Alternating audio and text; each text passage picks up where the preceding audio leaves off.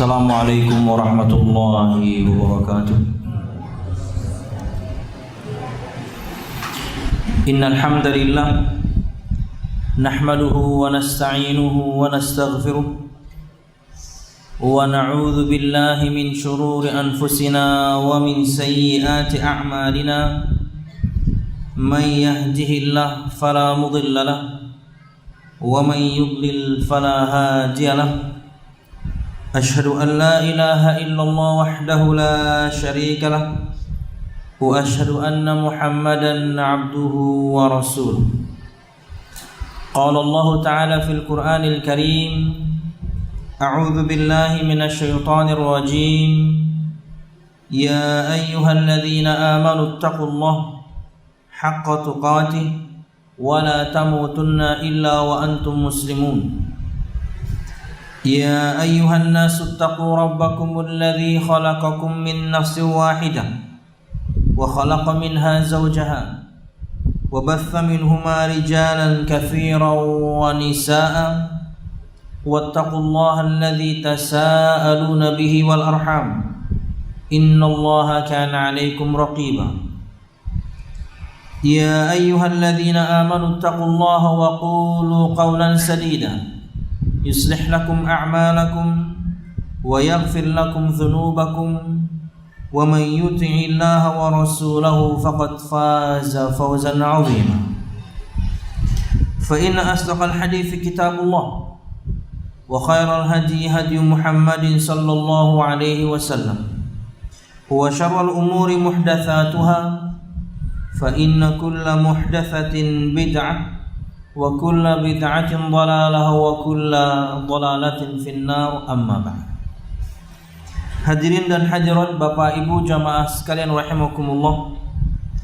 Alhamdulillah, segala puji dan syukur marilah kita haturkan kepada Allah Subhanahu wa ta'ala yang hingga pada kesempatan malam hari ini kita masih diberikan kenikmatan yang begitu banyak. Di antaranya adalah nikmat kesehatan dan nikmat memiliki waktu luang. Nabi Muhammad sallallahu alaihi wasallam bersabda, "Ni'matani maghbunun fihima katsirun minan nas, as-sihhatu wal faragh." Ada dua nikmat yang banyak manusia tertipu dengan keduanya. Berkata Syekh Al-Utsaimin rahimahullah, banyak yang tertipu berarti juga banyak yang tidak tertipu. Lain jika Nabi Muhammad SAW bersabda kebanyakan manusia tertipu, berarti yang tidak tertipu sedikit. Ini berarti separuh-separuh. Banyak yang tertipu, banyak juga yang tidak. Kemudian kata beliau SAW, as-sihhatu wal faragh, nikmat kesehatan dan nikmat memiliki waktu luang. Maka kita memohon kepada Allah Subhanahu wa taala agar kita tergolong umat Nabi Muhammad SAW yang tidak tertipu dengan dua nikmat tersebut. Amin ya rabbal alamin.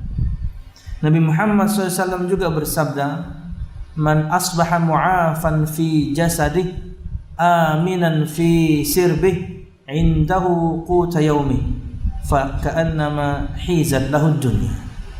Barang siapa yang bangun di pagi hari badannya sehat, keluarganya aman, dan dia memiliki makanan untuk hari itu.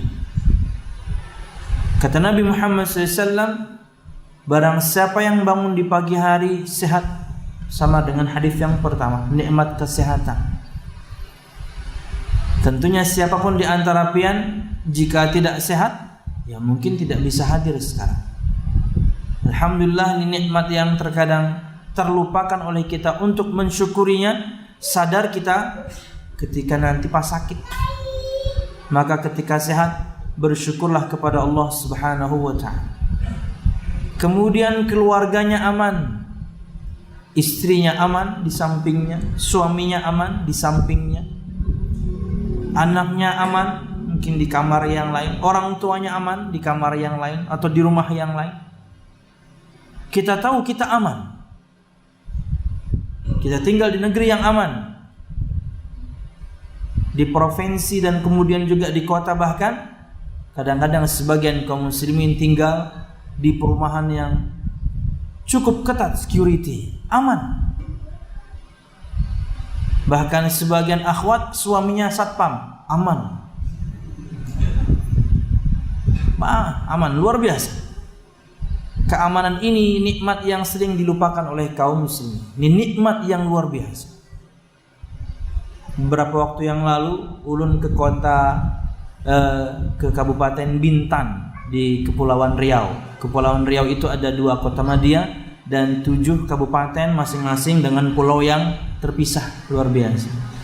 Di Bintan disebutkan angka pencurian sangat minim. Karena pulau kecil, habis nyuri mau kemana? Aktivitasnya semuanya dilakukan dengan kapal, speedboat. Nyuri sepeda motor paling sebentar ketahuan di pojok sana, pojok sana. Jadi aman sekali, nggak ada pencurian. Bahkan kata mereka sebagian orang itu ya bukan, rata-rata mereka naruh sepeda motornya di luar rumah biasa aja. Tentu tetap kunci dicopot, cuman biasa aja. Wallahu a'lam bishawab. Aman negeri ini jamaah. Yang terkadang kemudian ingin dirusak kenyamanan dan ketentraman dan keamanan ini oleh segelintir orang yang mendakwahkan revolusi, agar kemudian dengan alasan supaya masyarakat mendapatkan keadilan lah, supaya rakyat mendapatkan keadilan lah, semua pemimpin ini zalim lah, revolusi, teriak macam-macam, mengkudeta lah, menggulingkan pemerintahan. Tuh lihat Suriah, mana yang kemarin dai-dai yang keluar-keluar untuk revolusi, santai di rumahnya masing-masing, sedang ngopi, sedang ngeteh, bercengkrama dengan anaknya, dengan istrinya. Suriahnya hancur. Yang ceramah siapa kemarin? Ente. Dikira enak apa perang itu? Ulun saja tidak bisa mendengar sekarang. Kan ulun punya grup ya, grup alumni Islamic University per generasi. Teman-teman Suriah nggak pernah komen, mungkin mereka udah nggak ada.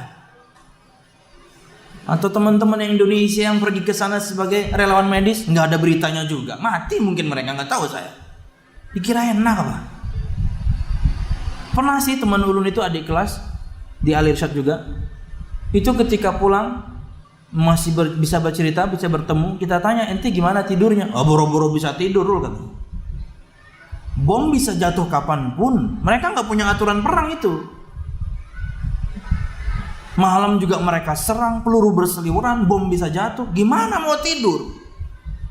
Tidur aja nggak bisa, boro-boro kita bahas bangun aman, tidur aja nggak aman.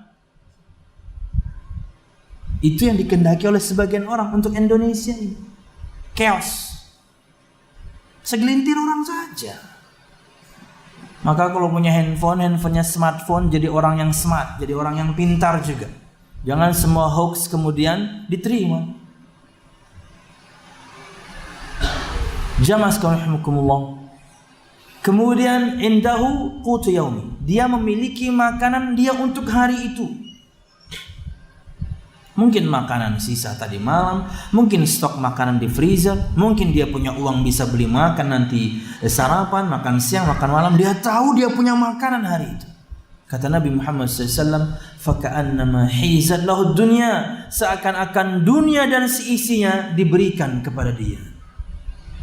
3 nikmat ini kita dapatkan setiap hari. Bangun pagi sehat, walaupun batis rada katur-katur sedikit, asam urat naik, tapi kan sehat. Walaupun kemudian pundak rada berat sedikit, kolesterol tinggi, tapi kan sehat. Yang kanan berat, yang kiri lebih berat, ditindih bini di sini.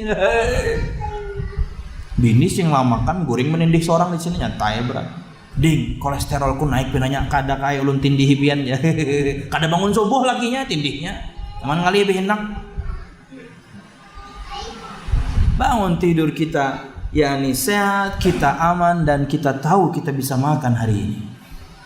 Seakan-akan dunia dan isi-isinya diberikan untuk dia. Maka syukuri jamaah, khususnya untuk kaum laki-laki dengan menjalankan salat subuh berjamaah di masjid. Itu bentuk syukur kita pertama kali dalam keseharian kita. Bentuk syukur kita kepada Allah Subhanahu wa taala dengan menjalankan ketaatan kepada Allah Subhanahu wa taala dan kita meramaikan masjid. Dan itulah di antara ciri-ciri laki-laki yang tangguh, yaitu bukan cuma 5 waktunya di masjid, spesifik subuhnya di masjid. Bapak-bapak dan ibu-ibu yang sudah punya anak gadis yang kemudian sudah di umur ingin menikah atau mereka sudah bilang, "Bah, ulun hendak menikah," cari calon menantu di masjid. Kapan? Subuh.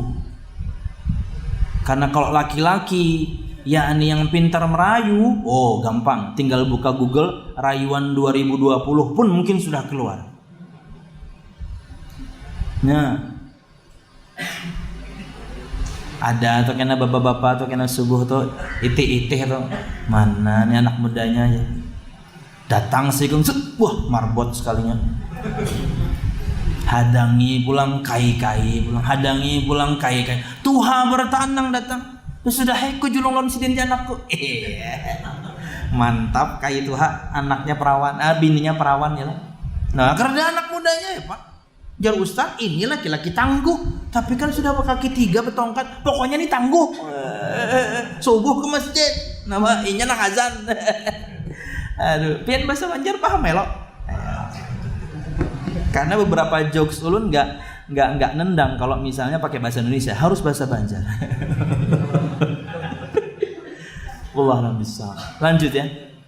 Kemudian salawat serta salam kemudian selalu kita curahkan, mudahan selalu kita curahkan pada Nabi kita Muhammad SAW, juga beserta para sahabatnya, keluarganya, dan segenap kaum muslimin yang selalu berpegang teguh dengan Islam sampai hari kiamat kelak. Hadirin dan hadirat Bapak Ibu jamaah sekalian rahimakumullah, pada kesempatan malam hari ini kita ingin membahas salah satu kaidah dari total 25 kaidah mengesahkan Allah Subhanahu wa taala. Dan faedah kita ambil dari kitab Tajridut Tauhid min Darani Syirki wa Syubahi Tandid karangan Syekh Faisal bin Qazzar Al-Jasim hafizahullah taala. Masih hidup beliau, ulama Ahlus Sunnah dari Kuwait. Anda bisa tonton banyak video beliau juga di YouTube. Masih muda sepertinya, kayaknya masih kepala 5 saja ya, masih muda. Wallahu a'lam bishawab. Dan sebagian di antara pian mungkin sudah pegang PDF-nya, saya bagikan tadi. Kita akan baca sama-sama. Di dalam kitab ini beliau menyebutkan 25 kaidah. 2 di antaranya kita akan bahas di masjid ini sekarang dan besok. 5 di Ampah. Nah, supaya pian ke Ampah bertahan. Yang 5 itu ulun press tentunya. Yang ini 1 tapi ulun baca apa adanya sebagaimana yang beliau tulis. Oke? Perhatikan jamaah sekalian rahimakumullah halaman 56. Dan ini beliau tulis di prinsip yang ke-20, Al-Aslul Ishrun, prinsip yang ke-20. Ulun tadi share ke Mas Heri. Mudah-mudahan beliau menyebarkan ke pian yang pegang handphone. Silahkan buka handphonenya sekarang. Enggak apa-apa pengajian bawa handphone, tapi untuk manfaat. Mungkin Anda mencatat di handphone, mungkin Anda sekarang baca PDF bersama saya di handphone, atau juga kemudian Anda betagihan, orang berhutang. Oke, siap? Perhatikan. La yu'badullahu illa bima syarahu fi kitabih aw ala lisani rasulih sallallahu alaihi wasallam. Inilah prinsipnya. Inilah kaedahnya. Bagaimana cara kita mengesahkan Allah Subhanahu wa taala? Yaitu satu kaedah, Allah tidak disembah kecuali dengan syariatnya. Itu tema kita yang kita sebarkan kan. Di sini lebih panjang. Allah tidak disembah kecuali dengan syariatnya yang ada dalam Al-Quran, dan juga dengan syariatnya berdasarkan lisan Nabi kita Muhammad sallallahu alaihi wasallam. Al-Quran dan As-Sunnah. Allah tidak disembah kecuali dengan syariatnya yang disebutkan dalam firman Allah Al-Quranul Karim, atau kemudian yang disebutkan Nabi kita Muhammad SAW dalam Al-Hadis. Enggak ada cara yang lain. Ingin menyembah Allah Subhanahu wa taala harus dengan syariatnya. Dan Allah berikan cara itu lewat nabinya Muhammad SAW. Bagaimana cara kalian mendekatkan diri kepadaku? Bagaimana cara kalian menyembahku? Nabi Muhammad telah menerangkannya semua. Kasarnya gitu. Kata beliau hafizallahu taala, "Inna Allah azza wa jalla qad arsala ar-rusula wa anzala al-kutuba liyu'badu Allah wahdahu la syarika lah wa liyu'badu bima syara'ahu lahum fi kitabih wa bayyanahu fi kitabih wa 'ala lisani rasulih sallallahu alaihi wasallam." Mungkin PDF-nya enggak ada harokatnya, tapi kan kita baca sama-sama. Kata beliau hafizallahu taala, sesungguhnya Allah Subhanahu wa taala telah mengutus para rasul yang berjumlah 315 orang. Abu Dzar Al-Ghifari radhiyallahu anhu bertanya kepada Nabi Muhammad SAW, "Hai Rasulullah, berapa sebenarnya jumlah para nabi?" Kata beliau SAW, 124.000 nabi, 315 diantaranya adalah rasul. Rasul pasti nabi, nabi belum tentu jadi rasul. Nabi kita Muhammad SAW dinabikan dengan Iqra bismi rabbikal ladzi khalaq, dan beliau dirasulkan dengan ya ayyuhal muddaththir. Rasul seorang laki-laki pilihan yang diberikan kepadanya syariat yang baru terpisah, sedangkan Nabi hanya melanjutkan syariat Rasul sebelumnya. Dan Nabi kita Muhammad SAW Nabi dan Rasul, dan beliau penutup semua Nabi dan Rasul. Allah telah mengutus para Rasul dan menurunkan kepada mereka kitab-kitab dengan apa? Dengan satu tujuan, sama tujuan. Dakwah semua rasul itu sama, ad-da'watu ilallah. Tidak ada seorang rasul pun yang menyuruh umatnya untuk nyembah dia atau nyembah emaknya, seperti keyakinan orang-orang Nasrani.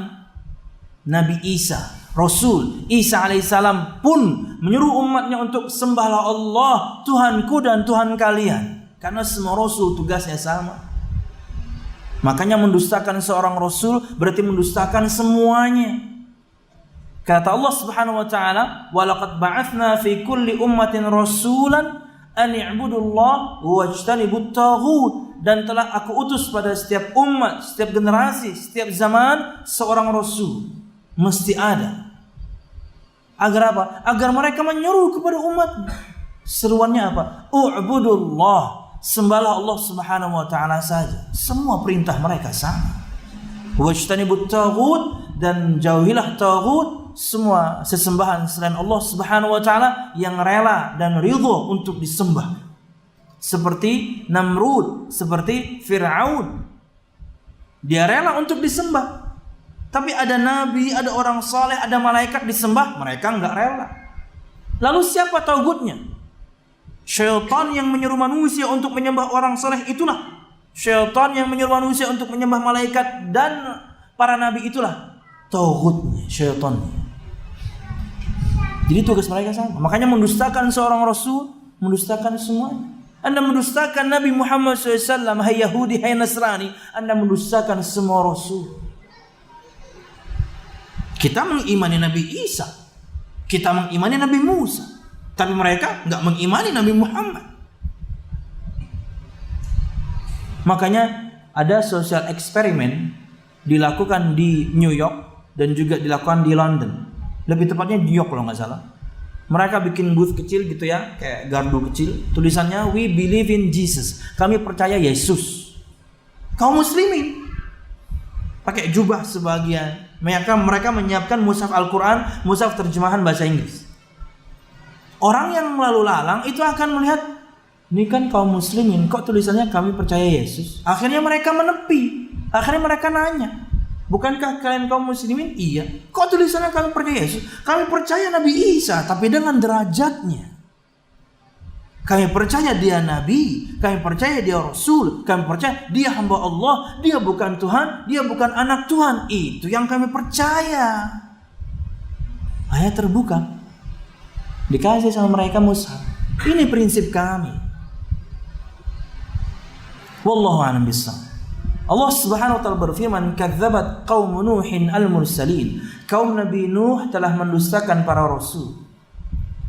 Loh, kaumnya Nabi Nuh kan cuma ketemu dengan Nabi dan Rasul Nuh alaihissalam. Kenapa kok disebutkan dalam firman-Nya kaum Nabi Nuh mendustakan semua rasul? Itulah dalil bahwasanya satu, semua agama Rasul sama. Dua, mendustakan seorang Rasul berarti mendustakan semuanya. Makanya jamaah berbahaya untuk sebagian kaum muslimin yang berani mendustakan satu sabda Nabi Muhammad. Yang sahih tentunya ya. Kata Imam Ibnu Qutaibah, mendustakan satu sabda Nabi Muhammad SAW berarti mendustakan Nabi Muhammad seutuhnya. Karena tidak ada yang beliau sampaikan kecuali kebenaran. Tidak ada yang keluar dari lisan beliau kecuali kebenaran. Beliau SAW bersabda, "Ma yakhruju min fiyya illa al-haq." Tidak ada yang keluar dari mulutku ini kecuali kebenaran. Allah Subhanahu wa taala berfirman, An-Najm 3 dan 4, "Wa ma yantiqu 'anil hawa in huwa illa wahyu yuha." Dan tidaklah dia, yaitu Muhammad SAW, berkata-kata dari hawa nafsunya, semata-mata ia adalah wahyu yang diwahyukan kepadanya. Makanya Allah Subhanahu wa taala menistakan, mengejek orang-orang kafir Quraisy ketika Allah Subhanahu wa taala berfirman, "Wa ma sahibukum bimajnun." Dan tidaklah sahib kalian ini, dan tidaklah teman kalian ini, maksudnya dan tidaklah Muhammad ini gila. Dia bukan orang gila. Tapi Allah sebutkan bukan Muhammad, dan tidaklah Muhammad ini gila, enggak. Allah sebutkan dan tidaklah teman kalian ini gila. Mereka kan tuduh Nabi Muhammad gila. Di mana bentuk penistaannya? Ini kan teman kamu. Dari kecil kan kamu berteman sama dia. Sampai kemudian beranjak dewasa. Bukankah bahkan semua harta kalian yang paling berharga yaitu adalah gembalaan, kalian amanahkan ke dia. Kalian kan ketika mengamanahkan berarti kalian tahu ini orang amanah, jujur. Bahkan kan kalian yang sematkan kata Al-Amin sebelum dia bahkan jadi nabi, jadi rasul. Kalian yang sebutkan dia Al-Amin. Jadi seperti itu Allah menghina. Ini teman kalian loh. Kalian tahu hidupnya. Kalian tahu yang keluar dari mulutnya tidak lain kecuali kebenaran. Makanya orang-orang kafir Quraisy sebenarnya tidak bisa mengingkari yang keluar dari lisan Nabi kita Muhammad SAW. Karena mereka tahu siapa Nabi Muhammad. Lawang mereka yang sematkan Al-Amin untuk Nabi Muhammad. Orang yang terpercaya, orang yang jujur. Mereka cuma tidak setuju Tuhan itu satu, itu doang. Tapi yang dikatakan orang ini nggak bisa mereka ingkari sebenarnya. Kenapa? Karena semuanya benar. Semuanya kebenaran. Itulah juga prinsip kita Ahlus Sunnah ketika kita mengatakan asyhadu anna Muhammadar Rasulullah. Membenarkan semua perkataan beliau. Walaupun tentang perkara yang gaib, yang lalu, yang akan datang, walaupun perkara itu masuk akal atau enggak masuk akal, yang ngomong Nabi Muhammad percaya saya. Bahkan mungkin sampai level yang bagi sebagian orang yang katanya jorok, jika masuk lalat ke minuman kalian maka celupkanlah ia, karena salah satu di antara sayapnya ada racun dan di sayap yang lain ada penawar. Wah, itu kan jorok. Kenapa kok Nabi Muhammad mengajarkan sesuatu yang jorok? Lalat itu kan kita tahu di mana main celoknya. Sabda Nabi Muhammad ada lalat, celupin, minum, selesai. Maksudnya celupin, buang lalatnya, minum. Jangan celupin, minum, tersangkang lalatnya di sini. Celupin, buang, minum. Kenapa? Sabda Nabi Muhammad Sahih Bukhari. Perkataan Imam Ibnu Qutaibah tadi itu dalam masalah ini belum sampaikan. Mendustakan satu sabda Nabi Muhammad, Anda mendustakan Nabi Muhammad seutuhnya. Anda mendustakan Nabi Muhammad, Anda mendustakan 315 Rasul. Bahaya jangan. Oke, kembali kepada kita. Sesungguhnya Allah Subhanahu wa taala mengutus para rasulnya dan menurunkan kepada mereka kitab-kitabnya dengan satu tujuan, agar Allah disembah satu-satunya dan tiada sekutu baginya, dan agar Allah disembah dengan syariatnya yang Allah terangkan untuk mereka dalam kitabnya, dengan syariatnya yang Nabi Muhammad terangkan dalam hadisnya. Itulah tujuan para rasul diutus, itulah tujuan semua kitab Allah turunkan kepada para rasul ini. Sama tujuannya, agar Allah disembah satu-satunya dan agar Allah disembah dengan cara yang Allah telah syariatkan untuk mereka dalam Al-Quran dan juga Nabi Muhammad dalam sabdanya. La bima ikhtara'ahu an-nas wabtada'uh, bukan dengan yang dibikin-bikin manusia yang mereka ada-adakan.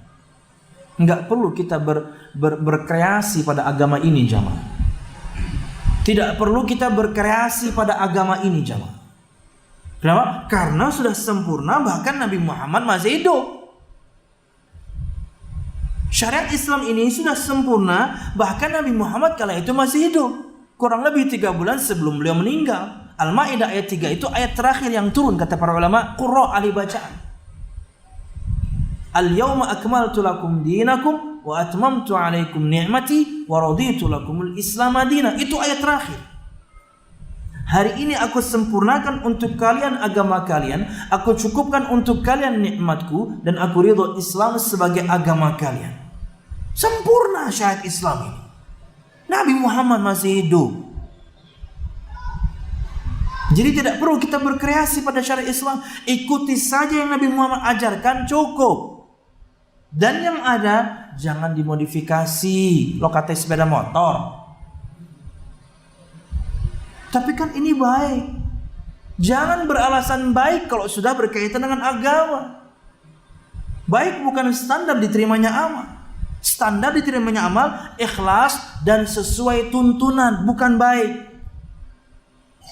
Ada orang terkadang melakukan amalan-amalan, dia meyakini ini baik, Allah pasti terima. Yang ngomong, kenapa sholat subuh masih 2 rakaat? Kenapa enggak Anda sholat subuh 10 rakaat aja? Kenapa? Lebih baik daripada 2. 2 aja lebih baik daripada 1. Paham lah. Saya nggak ngomong loh ya, pian yang tertawa paham seorang. Apalagi 4. Pian yang mengatakan yang penting kan baik, Allah pasti terima. Coba sholat subuh 10 rakaat, nggak mau dia. Coba sembelih kurban pakai kuda, nggak mau dia. Atau gajah atau jerapah lebih baik daripada sapi atau kambing. Dagingnya pasti lebih banyak gajah itu, pasti lebih bermanfaat untuk kaum muslimin. Plus juga yang ketiga, ekstrim kuliner. Siapa di antara pian pernah makan daging gajah? Nggak ada kan? Ayo kita berkurban gajah. Nang menyembelih lucut. Ini kandalnya bulu. Enggak. Kenapa? Karena baik bukan standar amal itu diterima. Tapi ini nang menggawi banyak pun bukan standar diterimanya amal. Kenapa? Kalau ada orang beralasan yang penting banyak nang menggawi, kadang mungkin Allah kemudian tidak menerima. Subhanallah, ada nabi nggak punya pengikut loh. Gimana Anda bisa mengatakan itu? Ada nabi nggak punya pengikut. Jadi siapapun di antara pian yang punya akun Instagram nggak ada follower, santai aja. Ya nggak mungkin nggak ada juga ya. Mungkin bini follow piannya karena ingin mengawasi ya. Apa nang digawi laki gue nih? Karena yang kita like ketahuan. Dikiranya yang kita like nggak ketahuan. Komen sana sini ketahuan semua, historinya ada. Bapak pengen komen di situ, kenapa gerang-gerang? Itu janda atau kadanya? Jamaah, kembali serius. Cukupkan dengan yang Nabi Muhammad ajarkan dan itu sudah cukup berat. Pena musti ya bang berkreasi pada syariat Islam subuh kan ada bangun. Iya kan simpel. Anda berkreasi pada syariat Islam, ibadah yang Anda lakukan mirip dengan salat, mirip dengan puasa, mirip dengan zikir, mirip dengan doa, mirip semuanya. Kenapa? Kalian nggak bisa bikin sebenarnya. Kalian cuma bisanya meniru. Kalau bukan karena Nabi Muhammad, cara doa pun kita nggak tahu jemaah. Kalau bukan karena Nabi Muhammad yang mengajarkannya. Terkadang sejajar dengan bahu, terkadang di atas kepala, terkadang menghadap wajah beliau tangannya, terkadang menghadap langit. Kalau Nabi Muhammad nggak ajarkan cara doa, kita nggak tahu. Sok-sokan kemudian ingin bikin syariat. Cukupkan dengan yang ada. Nabi Muhammad sudah terangkan semuanya. Kata Syekhul Utsaimin, siapapun di antara Anda ingin sesuai ibadahnya dengan Nabi Muhammad SAW, perhatikan 6 hal. Sebab sebuah ibadah, jenis ibadah, jumlah ibadah, cara ibadah, waktu ibadah, tempat ibadah. Nabi Muhammad terangkan detail. Jika sebab sebuah ibadah Nabi Muhammad tidak pernah ajarkan, tinggalkan. Kenapa? Nggak bakal diterima, sebabnya salah kok. Jika jenis sebuah ibadah kayak kurban tadi, itu jenis. Karena jenis kurban itu binatang yang harus dikurbankan atau boleh dikurbankan cuma onta, sapi dan kambing. Anda rubah walaupun lebih mahal, nggak akan diterima. Kenapa? Jenisnya salah. 3, jumlah. Anda siapapun ketika selesai salat, bukankah semua kita berzikir subhanallah, alhamdulillah, Allahu akbar masing-masing 33 kali? Anda lakukan 100 pun ringan. Anda lakukan 100 pun gampang. Subhanallah 100, alhamdulillah 100, Allahu akbar 100, diterima? Enggak. Nabi Muhammad ajarkan hitungan 33. 4 cara Anda wudu, cuci kaki dulu, baru tangan, baru rambut, dan berakhir 2 wajah. Urutannya salah, caranya salah, percuma. Seikhlas apapun Anda, caranya salah, percuma. Waktu, sama contoh penyembelihan. Anda menyembelihnya tanggal 1 Dzulhijjah, nggak bakal diterima. Tanggal 10 aja Anda sembelih tapi sebelum sholat Id, nggak diterima. Harus tanggal 10 tapi setelah sholat Id. Waktu Nabi Muhammad mengajarkan penguaktuan. Anda sholat zuhur kemudian belum waktunya. Di sini jam berapa zuhur? 11 berapa tadi? 11.30-an. Anda lakukan jam 10. Diterima? Enggak. Kenapa? Waktunya belum masuk. Cuman kalau Anda azan jam 10, insya Allah yang datang lebih banyak. Dasar nih ya muadzin gila ya. Jam 10 azan belum masuk zuhur lagi ya. Karena muadzinnya orang Halabiyu, dia punya jawaban. Pinter dia. Aku subuh tadi azan on time, buhan pian kada datang. Ini aku azan jam 10, sido datangan. Jadi nang gila siapa aja sih Bian, orang Halabiyu jangan dilawan. Halabiyu Amuntai dan sekitarnya ya. Raja Pandir. Siapa mereka? Orang tua saya. Saya original ya, abah mama original Halabi. Jadi saya ini original Halabi. Saya pengen kali ujung nama saya itu Kharwa Anwarul Fi Al-Halabi. Keren ya. Tapi Halab itu satu kota yang ada di Jordan. Kan kita tahu ada Syekh Ali Hasan Al-Halabi. Padahal saya pengennya Al-Halabi itu adalah dari Halabiu, tapi sekarang saya lahir di Pekalongan. Besar di Banjarmasin. Wallahu a'lam bishawab. Oke, lanjut jamaah. Atau kemudian yakni tempat ibadah salah, maka ibadah Anda percuma. Cukupkan dengan yang Nabi Muhammad ajarkan, itu pun sudah cukup berat. Tidak perlu Anda berkreasi pada agama ini, apalagi yang ada jangan dimodifikasi, enggak usah. Ini sudah cukup berat. Jadi yang sok-sokan tuh mengada-ada dalam syariat Islam perkara salat aja. Enggak usah banyak-banyak. Pian 5 waktu di masjid kah? Pasti terdiam. Iya, sok-sokan bikin syarat ini, amalan itu. Gak usah pengen tanya dalilnya, gak usah. Gak bakal ada. Pian 5 waktu sembahyang di masjid kah? Kada jelas. Sholat aja kita belum benar jamaah. Semua kita laki-laki. Belum lagi kita bahas ibadah-ibadah yang lain. Sok-sokan kemudian ingin bikin syariat yang baru. Kenapa mereka suka? Karena rami biasanya. Rami orangnya, rami juga isinya. Ya kalau belum kira menyambat lah, pian paham aja lah. Paham aja pian. Karena mana ada yang tersinggung, karena dilaporkan pulang. Ngalih mana ceramah wah ini, sedikit tersinggung lapor, sedikit tersinggung lapor. Wallah alam besar. Lanjut. Jamaah sekalian rahimakumullah. Qala ta'ala wa ma atakumur rasulu fakhudhuhu wa ma nahakum anhu fantahu. Al-Hasyr ayat 7. Allah Subhanahu wa taala berfirman, dan apa-apa yang datang kepada kalian dari rasul kalian itu Muhammad sallallahu alaihi wasallam, fakhudhuhu, ambil, lakukan, gawi. Dari rasul lakukan. Bahkan para sahabat sampai di level di mana mereka tidak bertanya lagi sebabnya. Yang penting Nabi Muhammad perintahkan, yang penting Nabi Muhammad lakukan, kami ikut. Para sahabat itu sampai level nggak nanya loh. Kita akan bahas besok lebih tepatnya tentang sahabat. Boleh ambil salah satu contoh misal. Mereka sampai tidak bertanya boleh atau tidak ketika kemudian seorang menggunakan emas. Nabi Muhammad kali itu pakai cincin emas, mereka pakai semua. Nabi pakai. Begitu terlarang seorang laki-laki menggunakan atau memakai cincin emas, Nabi Muhammad buang. Mereka nggak juga nanya, kada boleh kah ini Rasul? Enggak, buang juga udah. Mereka nggak nanya. Sampai seperti itu para sahabat, nggak bertanya. Kenapa? Karena perintahnya jelas. Yang datang dari Rasul ambil. Mesti wahyu sudah. Dan yang dilarangnya dari kalian tinggalkanlah. Dan juga nggak perlu banyak tanya. Karena ketika ada satu perintah pasti banyak kemanfaatan di baliknya, dan ketika ada satu larangan pasti banyak kemadharatan di baliknya. Allah larang, Nabi Muhammad larang, tinggalkan. Allah larang babi, tinggalkan. Nggak perlu tahu Anda alasannya. Tapi kok dilarang? Kan nggak Allah ciptakan, tapi kok untuk larang? Itu pertanyaan kesekian ratus. Anda kalau menanyakan babi kenapa dilarang? Kenapa Anda tidak tanya kenapa Allah ciptakan iblis sekalian? Kenapa Allah ciptakan iblis? Babi kecil jawabannya. Kenapa Allah ciptakan iblis?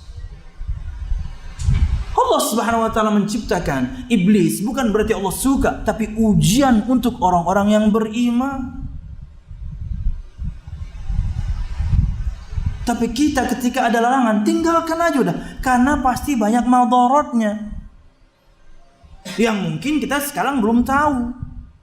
Dulu mungkin katanya kenapa babi dilarang? Karena ada cacing pitanya. Sekarang cacing itu bisa dimatikan. Apakah kemudian dagingnya halal? Tetap haram. Yang menghalalkan babi sudah ada, yang menghalalkan musik sudah ada, yang menghalalkan zina sudah ada. Tinggal yang menghalalkan sutra. Kiamat kita ini. Ya Allah. Di Palangkaraya mereka sudah berani pakai papan nama besar jual babi panggang. Kenapa mereka berani? Karena yang mengkonsumsinya sekarang sudah kaum muslimin yang bodoh akan agamanya. Kita tahu babi itu haram, kita tahu zina itu haram, sama seperti kita tahu salat itu wajib. Nggak perlu banyak belajar. Perkara yang sangat penting seperti ini bisa digoyang juga sama orang-orang, subhanallah. Yang Nabi larang tinggalkan, yang Allah larang tinggalkan, pasti bermadarat.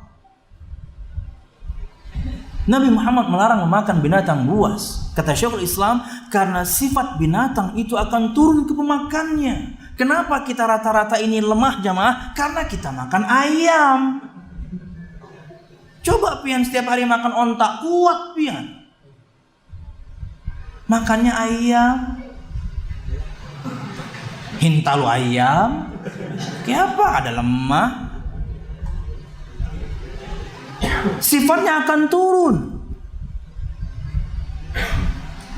Ketika Nabi Muhammad melarang binatang buas, yang dengan cakarnya dia memangsa, yang dengan taringnya dia memangsa. Kata Syekhul Islam, karena sifat congkaknya, sombongnya, dan semua yang buruk dari binatang tersebut akan turun ke pemakannya. Babi itu adalah binatang yang tidak tahu gender. Perempuan dihajarnya, betina dihajar sama dia, laki-laki yang jantan hayuk juga. Makanya kalau misalnya ada penelitian tuh orang-orang yang LGBT, yang B-nya biseksual, laki-laki oke, perempuan oke, mesti makan babi. Kenapa? Sifat yang dia makan turun ke dia. Syubhahnya sekarang, apa bahayanya memakan sepotong daging? Ini hanya sepotong daging, apa bahayanya? Masya Allah. Kaum muslimin yang bodoh, jual aja. Nah, itu bang nang bodoh. Anda nggak perlu tahu alasannya kenapa Allah larang. Tinggalkan, selesai. Kenapa? Yang lain masih banyak. Contohnya ayam tadi. Dengan semua kreasinya. Ayam geprek lah, ayam panggang lah, ayam basumap lah, ayam keramas, macam-macam. Ya? Ayam keramas. Subhanallah. Yang halal masih banyak. Dan yang halal Allah diamkan. Yang haram saja yang Allah sebutkan sedikit. Anda kalau bahas tentang ini kaidah makanan haram, paling 13 poin, bukan bab. Paling 13 poin yang diharamkan. Sisanya halal semua. Tapi kan kita semakin dilarang semakin penasaran. Itu bodohnya Anda. Ketika dilarang tinggalkan, mesti madarat. Ketika ada perintah lakukan, mesti manfaat. Inilah firman Allah Subhanahu wa taala, yang datang kepada kalian dari Rasul kalian Muhammad SAW, ambil, lakukan, gawi, langsung gak usah banyak cincong. Perintah kah? Gawi aja lagi. Dan yang dia larang dari kalian maka tinggalkanlah. Di saat yang sama ini ada dalil bahwasanya hadis Nabi Muhammad SAW adalah bagian dari syariat Islam. Ini di antara yang menunjukkan makanatus sunnah fil Islam. Ini salah satu ayat yang menunjukkan bahwasanya sabda Nabi Muhammad, hadis Nabi Muhammad adalah memiliki derajat yang sangat tinggi dalam syariat Islam. Sampai Allah perintahkan kita ikut Nabi Muhammad, ya dengan sabdanya dong. Untuk orang-orang yang mengingkari sunnah ya. Karena ada di Banjar kelompok ingkarus sunnah. Kelompok yang mengingkari sunnah. Sudah adzan ya? Oke, kita ini break dulu sholat, habis itu lanjut atau gimana? Habis adzan kita lanjut sholat. Oke. Kita sampai di sini dulu, kita sholat dulu, kemudian insya Allah kita akan lanjutkan setelah sholat. Ulun jarang-jarang di sini ya, kita kajian sampai jam 10. Wih, jangan ulun uyuh. Sedikit habis ini. Mudah-mudahan bermanfaat. Kita break dulu. Assalamualaikum warahmatullahi wabarakatuh. Kita lanjutkan. Bismillah, alhamdulillah, wassalatu wassalamu ala rasulillah, amma ba'd. Perhatikan masih halaman 56. Wa qala ta'ala wa ma arsalna min rasulin illa liyuta'a biiznillah. Dalam surah An-Nisa ayat 64 Allah Subhanahu wa taala berfirman, dan tidaklah kami mengutus seorang rasul kecuali hanya untuk ditaati berdasarkan izin Allah Subhanahu wa taala. Artinya rasul itu ketika membawa risalah Allah Subhanahu wa taala itu harusnya ditaati. Bagaimana Allah Subhanahu wa taala menerangkan melalui lisan para rasulnya, khusus Nabi kita Muhammad SAW, agar seorang ingin mendekatkan diri kepada Allah, ya rasul itu sudah menerangkan. Dan ketika mereka sudah menerangkan semuanya, taati. Berkata Syekh atau Al-Imam Ibnu Katsir ketika menafsirkan ayat ini, beliau menyebutkan beberapa faedah di antaranya, khususnya perkataan biiznillah, dengan izin Allah. Seseorang, kata beliau, ketika menjalankan ketaatan kepada Allah dan Rasulnya, itu berdasarkan izin Allah. Siapapun di antara pian nih, ketika menjalankan ketaatan kepada Allah Subhanahu wa taala, itu Allah yang izinkan. Tidak serta-merta kemudian kemauan pian pribadi, enggak. Allah kasih izin hingga acara ini berlangsung. Allah kasih izin hingga semua pian bisa hadir bersama. Hingga kemudian pian mungkin membawa mobilnya ke sini, sepeda motornya, sepeda, mungkin ada yang jalan kaki mungkin misalnya. Anda kira semuanya kemauan Anda pribadi? Tidak. Allah giring Anda untuk kebaikan. Itulah diantara salah satu makna Al-Latif untuk nama Allah Subhanahu wa taala. Allah Maha Lembut. Anda sampai enggak ngerasa kan? Allah giring Anda pada kebaikan. Kata Syekh As-Sa'di menyebutkan ketika menafsirkan Rabbul Alamin, kata beliau Rabb Maha memelihara. Itu kata beliau ada yang umum, ada yang khusus. Bentuk pemeliharaan Allah yang umum itu untuk semua makhluk, semua manusia, semua jin, semua binatang. Allah pelihara. Makna memeliharanya adalah Allah berikan kepada mereka ilmu yang dengan ilmu tersebut mereka mengais rezeki Allah, semuanya sama. Manusianya, jinnya, binatangnya, Allah kasih ilmu semua, dan dengannya mereka mengais rezeki Allah dengan macam-macam makanan yang mereka bisa makan dan minum, dan juga kemudian mengais harta. Tapi makna Rabb untuk yang khusus ini hanya untuk orang-orang yang beriman. Allah pelihara mereka dari keburukan, Allah giring mereka kepada kebaikan. Di tafsir surah Al-Fatihah ada perkataan As-Sa'di di sini. Anda bahkan enggak ngerasa. Bahkan dijauhkan Anda dari keburukan, kita pun kadang-kadang tidak tahu. Kita dijauhkan dari teman yang buruk, komunitas yang buruk, mungkin petaka yang pasti buruk, kita enggak tahu. Karena Allah memelihara kita. Maka bersyukur jamaah ketika Allah Subhanahu wa taala sudah izinkan kita untuk belajar. Mudahkan kita melangkahkan kaki untuk belajar. Ini nikmat yang luar biasa. Faedah dari yakni tafsir Ibnu Katsir.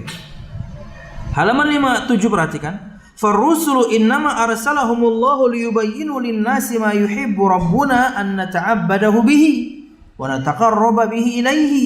ولذلك قال النبي صلى الله عليه وسلم ليس من عمل يقرب إلى الجنة إلا قد أمرتكم به wala 'amalin yuqarribu ilan nari illa qad nahaitukum anhu. Maka para rasul, sesungguhnya Allah Subhanahu wa taala mengutus mereka semuanya untuk menerangkan kepada manusia bagaimana cara kita mendekatkan diri kepada Allah yang Allah cintai.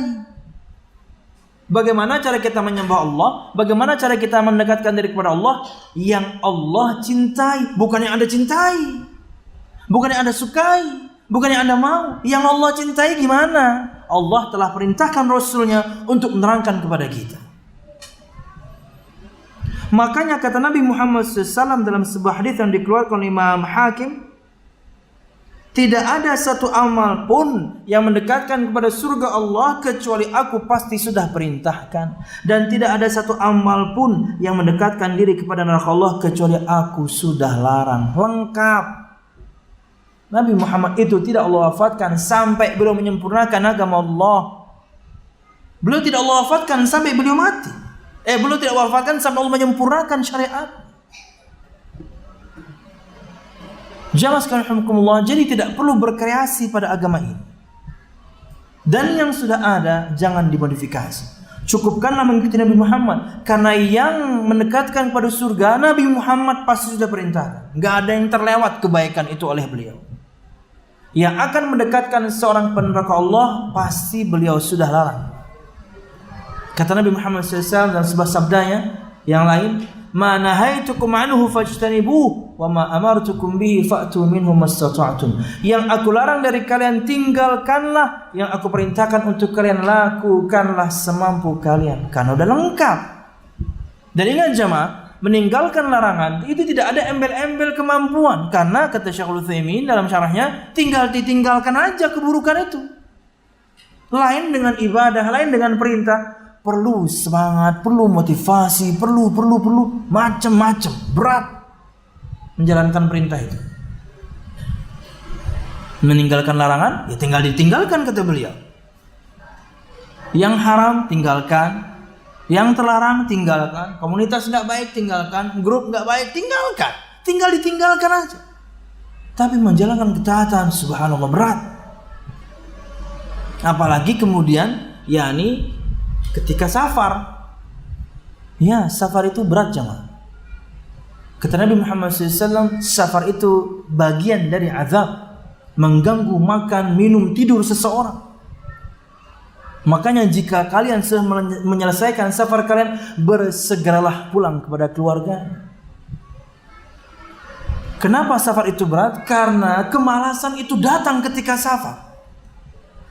Makanya kata Nabi Muhammad, orang yang safar sendirian setan, yang berdua setan, yang bertiga, itu namanya safar. Makanya saya safar bertiga.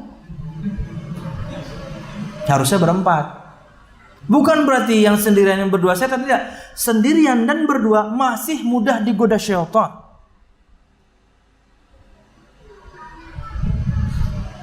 Bahkan Imam Ibnu Qudamah Al-Maqdisi menyebutkan, standar kita bisa menilai seorang itu ketika safarnya. Kalau seorang, kata beliau, ada yang tetap baik ketika safarnya, mesti ketika tidak safar lebih baik. Kata beliau, apabila ada seorang laki-laki dipuji oleh orang-orang yang biasa bermuamalah dengan dia, muamalah jual beli, muamalah hutang piutang, yang biasa bermuamalah dengan dia seperti ini, memuji seseorang, atau ada orang yang juga memuji kebaikan seorang ketika safar, maka kalian jangan pernah ragu akan baiknya orang tersebut. Ya, karena orang akan kelihatan aslinya ketika bermuamalah, orang akan kelihatan aslinya ketika safar. Hubungannya dengan ini, ketika safar itu mudah sekali kita tergoda untuk meninggalkan banyak kewajiban, untuk melakukan banyak kemaksiatan. Karena apalagi nggak ada orang yang kenal kita dengan kita di kota itu, di negeri itu, nggak ada yang kenal. Menjalankan ketaatan di depan banyak kaum muslimin gampang. Menjalankan ketaatan ketika nggak ada terlihat orang susah. Meninggalkan kemaksiatan di banyak hadapan kaum muslimin gampang. Meninggalkan kemaksiatan ketika tidak ada orang yang lihat susah. Makanya Allah Subhanahu wa taala memuji orang-orang yang tak meninggalkan kemaksiatan walaupun mereka bersendirian.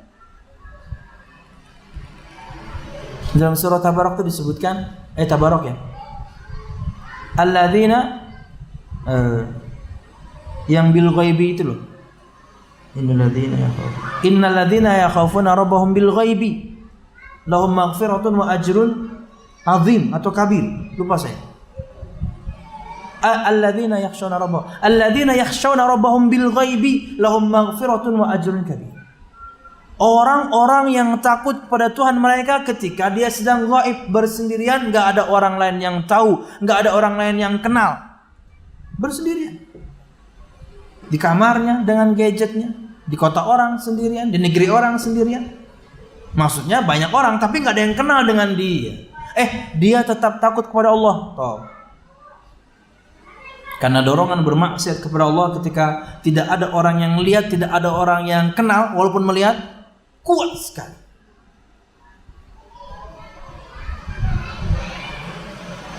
Tapi yang Nabi Muhammad, yang mendekatkan kita kepada surga Allah, Nabi Muhammad pasti sudah terangkan. Yang akan mendekatkan kita kepada neraka Allah, Nabi Muhammad sudah juga larang. Tinggal ditinggalkan aja, walaupun Anda bersendirian. Oh ini Allah larang, tinggalkan. Oh ini Nabi Muhammad larang, tinggalkan. Karena akan mendekatkan kepada neraka Allah. Apalagi nauzubillah Anda akan memasukkannya. Kemudian kata Syekh, waqad bayyana an-nabiy sallallahu alaihi wasallam dzalika atama bayan. Falam yatawaffahu Allah subhanahu wa ta'ala hatta akmala lahu ad-din fima la mazid alaihi. Dan Nabi Muhammad SAW telah menerangkan semua itu. Perintah Allah, larangan Allah, perintah beliau, larangan beliau, atamma bayan, dengan keterangan yang sempurna, lengkap. Di Haji Wada, Nabi Muhammad SAW bersabda, ala hal ballaghtu. Bukankah aku sudah menerangkan semuanya atau menyampaikan semuanya? Semua kaum muslimin menjawab, bala ya Rasulullah, ya Rasul. Engkau telah terangkan semua. Sampai cara minum aja Nabi Muhammad ajarkan. Pakai sendal Nabi Muhammad ajarkan. Buang air besar, buang air kecil Nabi Muhammad ajarkan. Bersin Nabi Muhammad ajarkan. Diminum saja ada 7 sunnah mungkin yang membuat seorang muslim minum berpahala, dengan orang non muslim minum biasa aja. Minum dengan tangan kanan, baca bismillah. Minum dibagi 3, tidak meniup minuman. Apalagi? Minum jangan berdiri. Apa lagi? Udah tadi. Minum dengan tangan kanan, minum yakni dibagi 3, minum tidak ditiup, minum jangan berdiri. Apa lagi? Oh, jangan bernafas. Ya betul. Apa lagi? Udah 5 nih. Ya bismillah 6. Ayo. Minum doang. Yang membedakan seorang muslim yang minum dengan yang lain, perkara yang ringan saja. Minum aja, perkara ringan ini semua orang melakukannya. Tapi Nabi Muhammad ajarkan adab detail. Apalagi perkara ibadah, apalagi perkara akidah, lengkap, nggak mungkin kurang.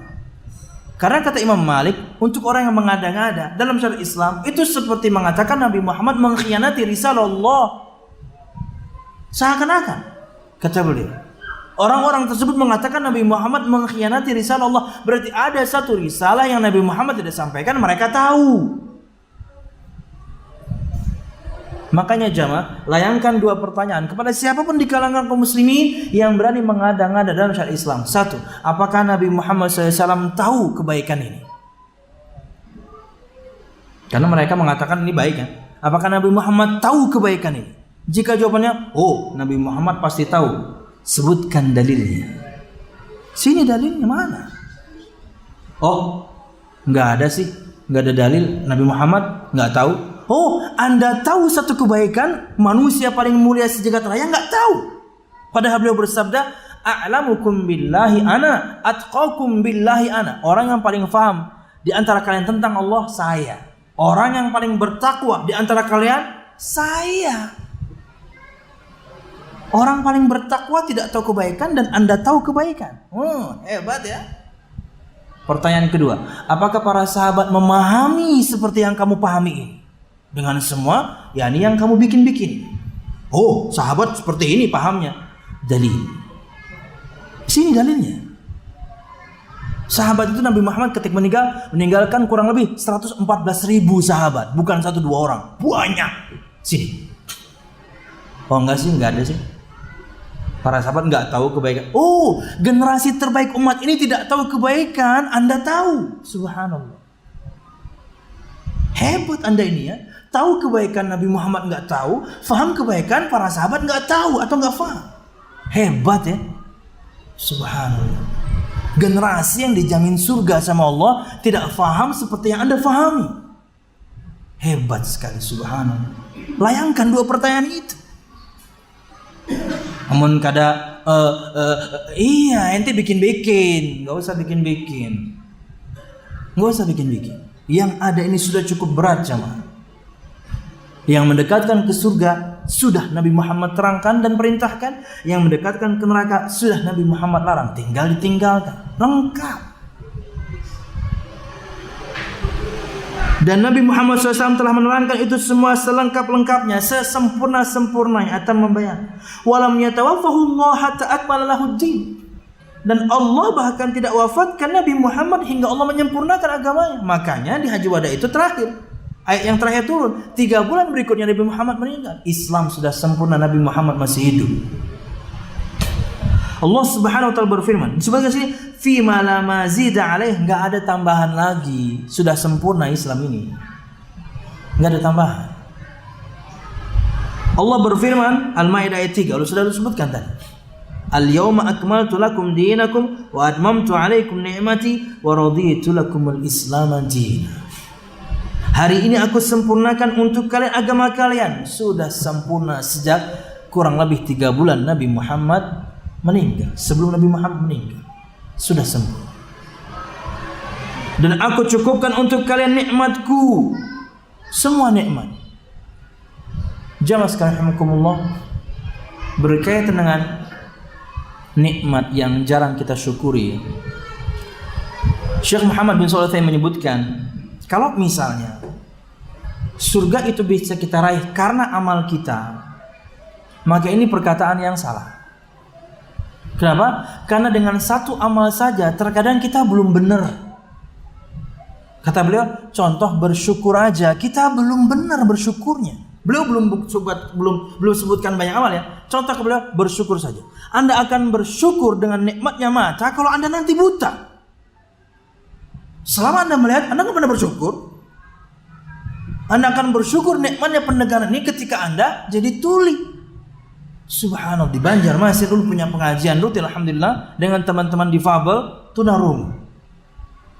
Ulun ada penerjemah mereka di samping ulun, ibu-ibu. Semangatnya mereka belajar. Dan ulun mempersiapkan diri, suatu saat mereka pasti bertanya, di mana keadilan Allah? Kami terlahir tuli. Ini yang punya telinga digunakan untuk yang buruk-buruk. Mereka mimpi untuk apa? Untuk mendengarkan azan. Saya tanya, Bapak, impiannya apa Pak? Saya pengen dengerin azan.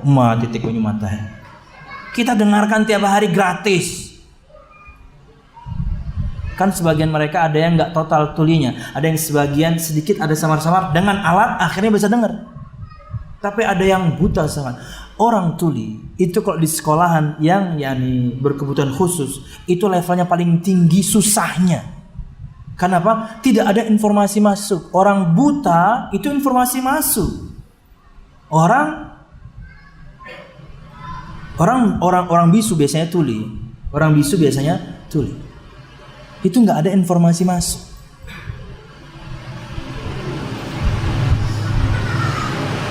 Kalau tidak dikasih tahu ini najis, ini kencing, nggak tahu mereka apa yang harus mereka lakukan dengan kotoran.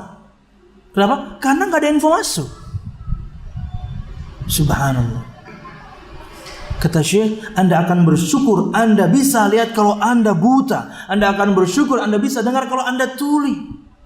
Anda akan bersyukur, disebutkan oleh beliau jelas-jelas, akan bersyukur dengan nikmatnya oksigen ini kalau Anda susah bernafas.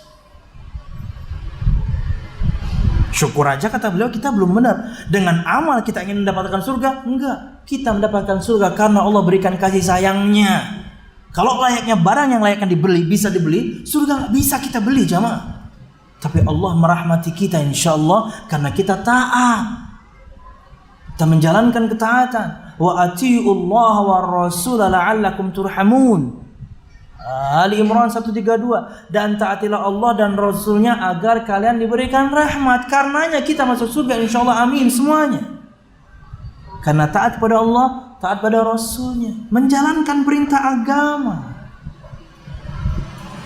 sesuai dengan yang diajarkan, bukan dengan yang bikin-bikin. Anda ketika pesan mebel, Anda ketika pesan pakaian tidak sesuai dengan pesanan Anda nggak akan bayar. Pak penjahit, saya pesan baju koko ya, tapi kerahnya kerah kemeja. Baju koko tapi kerah kemeja. Kantongnya kalau bisa yang masuk ke dalam. Bordirannya sederhana saja. Ujungnya kalau bisa jangan lepas seperti Pak ya, pakai manset. Jelas Anda berikan spesifikasi. Tapi bagi tukang jahitnya itu nggak bagus. Dia bikin pesanan Anda kerahnya telak belanga, bordirannya rame, kemudian tangannya los seperti ini. Ketika jadi Anda mau bayar, yang ada ini bukan pesanan saya Pak, Bapak mungkin salah nih. Tapi iya juga ini kain saya ya. Saya nggak mau bayar Pak, ganti Pak. Bahkan Anda minta ganti rugi kan? Kenapa? Kain yang Anda beli mungkin mahal, dia salah bikin. Anda pesan sesuatu yang tidak sesuai saja, Anda nggak mau bayar. Gimana orang bisa berpikir berkreasi pada agama ini Allah akan terima? Nggak bakal. Anda saja nggak mau nolak pesanan yang tidak sesuai. Kemudian Anda bikin syariat, Allah akan terima? Enggak. Nabiku sudah menerangkan semuanya. Itu saja yang kamu ikuti, baru ku terima. Subhanallah. Itu syubhat biasanya. Amun baik, pasti Allah terima. Baik bukan standar amal diterima. Banyak yang melakukan bukan standar amal diterima. Mau satu TW melakukan satu amalan yang Nabi Muhammad tidak ajarkan, enggak diterima. Satu muara TW. Karena yang namanya al-jamaah itu bukan banyaknya orang. Kata Abdullah bin Mas'ud, al-jamaah ma wafaqal haq wa in kunta wahda. Yang namanya jamaatul muslimin adalah yang bersesuaian dengan kebenaran walaupun kamu sendirian. Jangan pakai dalil yang penting banyak pasti benar, enggak. Ketika ada sebuah kebenaran disampaikan banyak yang hadir, itu harapan. Tapi ingat, banyak bukan standar. Tuh pengajiannya banyak pasti bujur, tuh enggak. Konser lebih banyak yang hadir, dangdutan semua. Walaupun terkadang karena mungkin momennya adalah hari apa gitu ya, kayak kemarin itu kayaknya baru terjadi kayaknya. Sejak ulun kecil nggak pernah tahu itu ada perayaan 1 Muharram, luar biasa di Jakarta.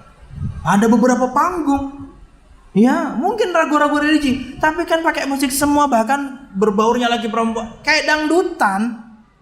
Apa bedanya? Subhanallah. Kalau syairnya baik nggak apa-apa, yang penting syairnya baik nggak apa-apa. Anda pakai tahlil tapi underground, gimana? Jenis musiknya underground, tapi yang disampaikan tahlil. La ilaha illallah. Apaan? Anda ngejek namanya, bukan zikir. Subhanallah. Wallahu a'lam bishawab. Bupandir kayak ini jadi uyuh lah, apalagi itu mau muntah tapi nggak jadi-jadi itu. Kadang-kadang nggak jelas suaranya. Tapi ada saja yang menikmati. Nggak jelas suaranya. Ya Allah. Bukan berarti yang jelas kemudian boleh disukai, nggak juga. Dangdut kan jelas ya, enggak gitu. Wallah, tinggalkan. Lanjut zaman, masih ada satu halaman lagi. Faman ramal hidayah wa talaba as-sa'adah fa alaihi suluka ma syara'ahu ar-rasul sallallahu alaihi wasallam min al-ibadat min ghairi ziyadatin wala nuqsan. Barang siapa yang ingin meniti satu petunjuk, barang siapa yang ingin mendapatkan kebahagiaan, maka hendaknya ia meniti jalan yang disyariatkan Nabi Muhammad SAW dan peribadatan 6 hal tadi, dan kemudian tanpa ada tambahan dan juga pengurangan. Ikuti 6 hal tadi. Pelajari sebab ibadah, pelajari jenis ibadah, pelajari jumlah, cara, waktu dan tempat ibadah. Karena Nabi Muhammad terangkan semuanya, tidak ada yang kurang. Ketika Nabi Muhammad menyebutkan tadi, bukankah aku telah menyampaikan semuanya? Semua sahabat mengatakan, ya Rasulullah. Nabi Muhammad menunjuk tangannya ke langit. Di antara jalil Allah Subhanahu wa taala di atas langit. Nabi Muhammad tidak tunjuk tempat yang enggak jelas. Allahumma syahad, kata beliau, ya Allah, saksikan. Semua mereka bersaksi saya telah menyampaikan semua. Itu di antara dalil, contoh doang. Allah di atas langit, Nabi Muhammad, maka Allah, karena Allah di mana-mana, saksikan. Enggak gitu. Allah. Orang kafir aja pengen lihat kalau orang kafir kemudian naik ke podium karena juara 1. Pasti setelah menerima trofi, dapat medali, begini. Ini orang kafir ini. Habis ngegolin bola, begini. Anda akan bisa bedakan reaksi pesepak bola ketika dia menyambut sorak-sorai penonton dengan ketika dia bersyukur ke Tuhan. Ini orang kafir ya. Sebagian kaum muslimin meyakini Allah di mana-mana. Tapi ketika doa, begini doang. Begini doang. Karena di mana-mana. Tapi begini. Kenapa? Karena ini fitrah manusia. Pian kalau datang ke Jakarta atau kemana gitu yang punya gedung-gedung pencakar langit, cari masing-masing tempatnya itu direkturnya. Nggak ada lantai 1 atau basement, mesti lantai paling atas. Standar manusia saja seperti itu. Kenapa? Mulia. Pak, saya pengen ketemu Pak Direktur. Wah, ada lantai 30 paling atas. Pak, saya ingin ketemu direktur. Ada tuh di basement lantai 2. Nggak ada, atas. Itu standar manusia saja begitu. Di mana-mana. Wallahu a'lam bishawab. Kapan-kapan kita sambung lagi ya. Khusus judul temanya Allah di atas langit. Insyaallah ya, tahun depan. Jangan tahun ini. Kecuali pakai pesawat, ada masalah. Langsung turun di sini. Kenapa? Lu turun di jalan, melewatinya lu turun sini pakai parasut. Sangkut di pohon. Allah a'lam bishawab. Anu tatay kami kada turun nih dia aja karena papa ilun turun di jalan. Bilang sama pilotnya. Jamaah, kita lanjutkan. Waqad hadzarana an-nabiy sallallahu alaihi wasallam ashadd al-hadari min an nastahritha umuran jadidah nata'abbadu Allah biha min ghairi ay yusyarri'aha lana. Dan Nabi Muhammad SAW telah memberikan wanti-wanti, larangan keras kepada kita. Sekeras-kerasnya agar kita jangan mengada-ngada yang baru, mengada-ada urusan yang baru yang dengannya kita beribadah dan menyembah kepada Allah sesuatu yang Nabi Muhammad tidak pernah syariatkan. Nabi Muhammad wanti-wanti, jangan mengada-ngada. Kalian pengen nyembah Allah, saya sudah kasih tahu caranya. Kalian ingin mendekatkan diri kepada Allah, saya sudah kasih tahu lengkap. Gak usah mengada-ngada. Inilah bahasan kita. Allah tidak disembah kecuali dengan syariatnya dalam Al-Quran atau dalam hadis. Jangan pakai rasa, jangan pakai perasaan. Sama seperti semua kita ketika menerima perintah atau larangan, itu nggak boleh pakai rasa. Nanti yang cocok Anda terima, enggak Anda akan tolak. Karena belajarnya masih pakai rasa. Wallahu a'lam bishawab. Nabi Muhammad SAW bersabda, Man ahdatha fi amrina hadza ma laysa minhu fahuwa raddun. Barang siapa ahdatha, mengada-adakan perkara yang baru. Umum ya, kita akan kerucutkan nanti. Mengada-ada atau ahdatha, membuat perkara yang baru. Fi amrina hadza, dalam urusan kami ini. Jelas ya, dikerucutkan di sini. Maksudnya dalam urusan agama. Bukan segala sesuatu yang baru, enggak. Handphone baru, teknologi baru, mobil baru, di Nabi Muhammad enggak ada. Yang dimaksudkan mengada-ada dalam urusan yang baru itu dalam urusan agama. Nabi Muhammad kerucutkan langsung kok disabda. Fi amrina hadza, dalam urusan kami ini, urusan agama. fahuwa raddun, maka amalan tersebut tertolak. Ada sebagian orang mengatakan, kami tidak mengada-ada, ini sudah ada dari dulu, kami hanya melanjutkan praktek nenek moyang kami. Perhatikan hadis yang kedua, man amila amalan laisa alaihi amruna fahuwa radd. Barang siapa mengamalkan satu amalan yang bukan dari perintah kami, bukan dari syariat kami, maka amalan tersebut tertolak, dikembalikan kepada pelakunya. Betul Anda bukan mengada-ngada, betul Anda bukan pionir, betul Anda bukan yang pertama kali mengada-ada perkara tersebut. Anda hanya ikut orang-orang terdahulu. Anda mengamalkan enggak? Iya sih, sama. Ya, saluk tuh Pan. Anda memang bukan pelopornya, tapi Anda mengamalkan kan? Iya, ini sabda yang mengamalkan. Nabi Muhammad larang keras. Tadi hanya tambahan saja, mungkin besok saya akan bacakan perkataan beliau lebih detail, perkataan Imam Malik. Yang mengada-ada dan urusan agama ini, itu seperti mengatakan Nabi Muhammad mengkhianati risalah Allah. Berarti Nabi Muhammad menyimpan satu syariat yang tidak beliau sampaikan kepada umatnya, dan hanya disampaikan kepada Tuhan guru tertentu. Karena cuma dia yang tahu. Siapa syekh ini, habib ini, ustadz ini, tuan guru ini dibandingkan Abu Bakar As-Siddiq? Kok Nabi Muhammad tidak kasih tahu Abu Bakar di mimpinya? Orang ini dikasih tahu. Siapa dia memangnya? Karena orang terbaik setelah Nabi Muhammad Abu Bakar. Manusia kedua yang masuk surga setelah Nabi Muhammad Abu Bakar. Kok nggak ada Nabi Muhammad datang ke mimpinya Abu Bakar hingga kemudian ada syariat yang Abu Bakar, kemarin saya itu waktu mati lupa menyampaikan syariat ini. Ini kamu sampaikan ya. Nggak ada begitu. Lalu siapa orang ini? Subhanallah. Di saat yang sama, ketika Anda mengatakan Nabi Muhammad mengkhianati risalah, Nabi Muhammad berarti menyimpan satu syariat, berarti Anda mengatakan Nabi Muhammad tidak maksum. Wow, kufur jamaah, bahaya.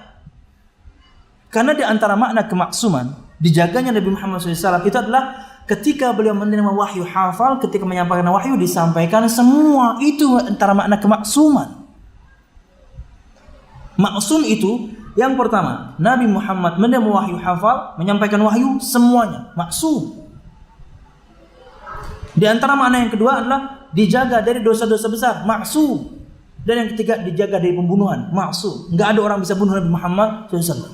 Sekalipun diracun Nabi Muhammad enggak mati. Karena beliau maksum, terjaga. Poin yang pertama nih, di antara makna kemaksuman yaitu ketika menerima wahyu pasti hafal, ketika menyampaikan wahyu pasti disampaikan semua. Anda mengatakan Anda tahu kebaikan, Nabi Muhammad enggak tahu, berarti Anda mengatakan Nabi Muhammad tidak maksum. Perkataan kufur bahaya. Enggak gampangan jamaah. Inilah kenapa teman-teman getol sekali mendakwakan ini, mendakwakan tauhid agar orang tidak berbuat syirik, mendakwakan sunnah agar orang tidak termasuk pada perkara-perkara yang bukan sunnah. Ulun enggak enak ngomong bid'ah. Ngomong juga. Subhanallah. Dai-dai ini sayang dengan Anda. Yang pertama agar ibadah Anda, yang kedua agar ibadah benar, yang pertama agar akidah Anda benar. Mempersembahkan ibadahnya kepada Allah, tauhid. Bukan kepada yang lainnya, sekalipun kepada nabi, sekalipun kepada malaikat, sekalipun kepada orang saleh. Hanya kepada Allah amal itu dipersembahkan. Ini yang didakwakan oleh teman-teman tauhid. Anda nggak suka. Yang jadi masalah bukan Anda nggak suka, setannya nggak suka. Karena di antara target jangka panjang iblis, semua kita masuk neraka. Tauhid menyelamatkan orang dari neraka. Bukan dai-dai yang nggak suka itu, bukan segelintir orang yang nggak suka itu, setannya nggak suka. Ini hasad level iblis. Iblis hasadnya itu bukan level. Hasad itu ada 3 level. 1, menghendaki kenikmatan orang hilang. 2, menghendaki kenikmatan orang hilang pindah ke dia. 3, menghendaki orang sengsara seperti dia. Inilah iblis. Iblis tidak menghendaki nikmat Nabi Adam hilang. Iblis tidak menghendaki nikmat Nabi Adam hilang dan pindah ke dia. Iblis pengen Nabi Adam dan semua keturunannya yuk sama saya di neraka. Itu target jangka panjang jemaah. Dan tauhid, orang yang bertauhid sebanyak apapun dosanya tidak kekal di neraka. Dia nggak mau itu. Tapi orang yang berbuat syirik nggak bisa ditolong. Nggak bisa ditolong orang berbuat syirik. Sampai matinya masih dengan syirik besarnya, tidak tertolong. Fama tanfa'um syafa'atus syafi'in. Tidak bermanfaat untuk mereka syafaat siapapun orang yang bisa memberikan syafaat. Kenapa? Karena dia berbuat zalim.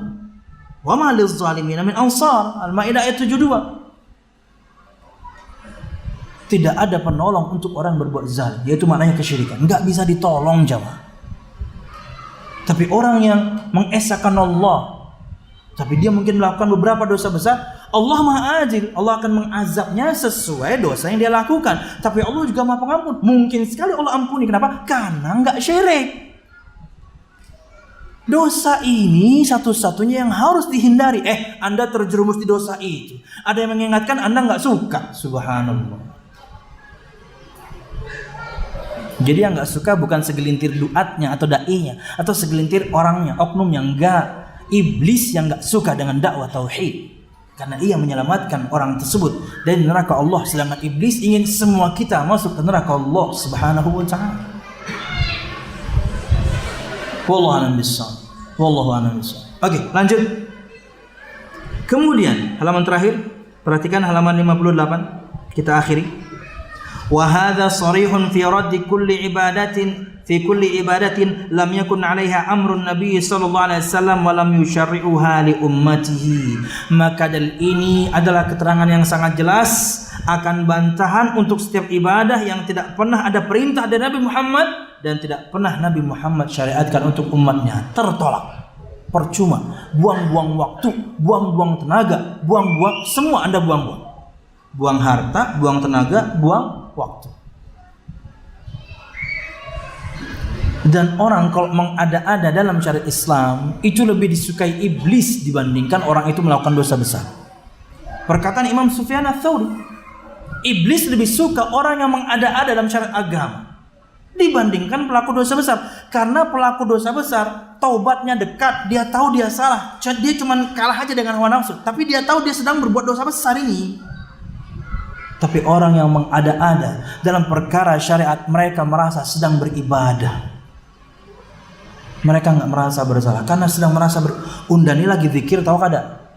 Ondani bukan unda, pakai o. Ondani lagi zikir. Ondani lagi sholat, nyawa salah-salahkan, dasar Wahabi ini mau. Gitu kadang-kadang. Subhanallah. Dan sudah, tugas kita hanya menyampaikan. Anda terima syukur enggak? Tugas kami selesai. Lawang tugas kami masih banyak. Sama orang tua kadang belum baik, sama istri suami kadang belum setia, sama anak kadang belum tanggung jawab, sama teman kadang-kadang kita masih buruk. Tugas kami masih banyak. Ngapain ngurusin ini terus? Yang penting sudah tersampaikan, tugas kami selesai. Nanti dengar alhamdulillah, tidak, semoga Allah memberikan Anda hidayah. Selesai. Enggak perlu berdebat juga jamaah. Nggak perlu Anda sibuk di Instagram, sibuk di Facebook, mendebat orang, nggak perlu. Sampaikan qulil haqqa wamshi, kata Syekh Al-Albani, katakan kebenaran dan berlalulah, katakan kebenaran dan berjalanlah. Sampaikan, selesai. Nggak usah debat-debat. Nggak perlu. Diterima syukur, tidak, tugas kita sudah selesai. Wallahu a'lam bishawab. Wa qala aidan, dan Nabi Muhammad SAW juga bersabda, fa innahu man ya'ish minkum ba'di fasayara ikhtilafan katsira fa 'alaikum bisunnati wa sunnatil khulafa'ir rasyidin al mahdiyyin tamassaku biha wa 'addu 'alaiha bin nawajidh wa iyyakum muhdatsatil umur fa inna kulla muhdatsatin bid'ah wa kulla bid'atin dhalalah.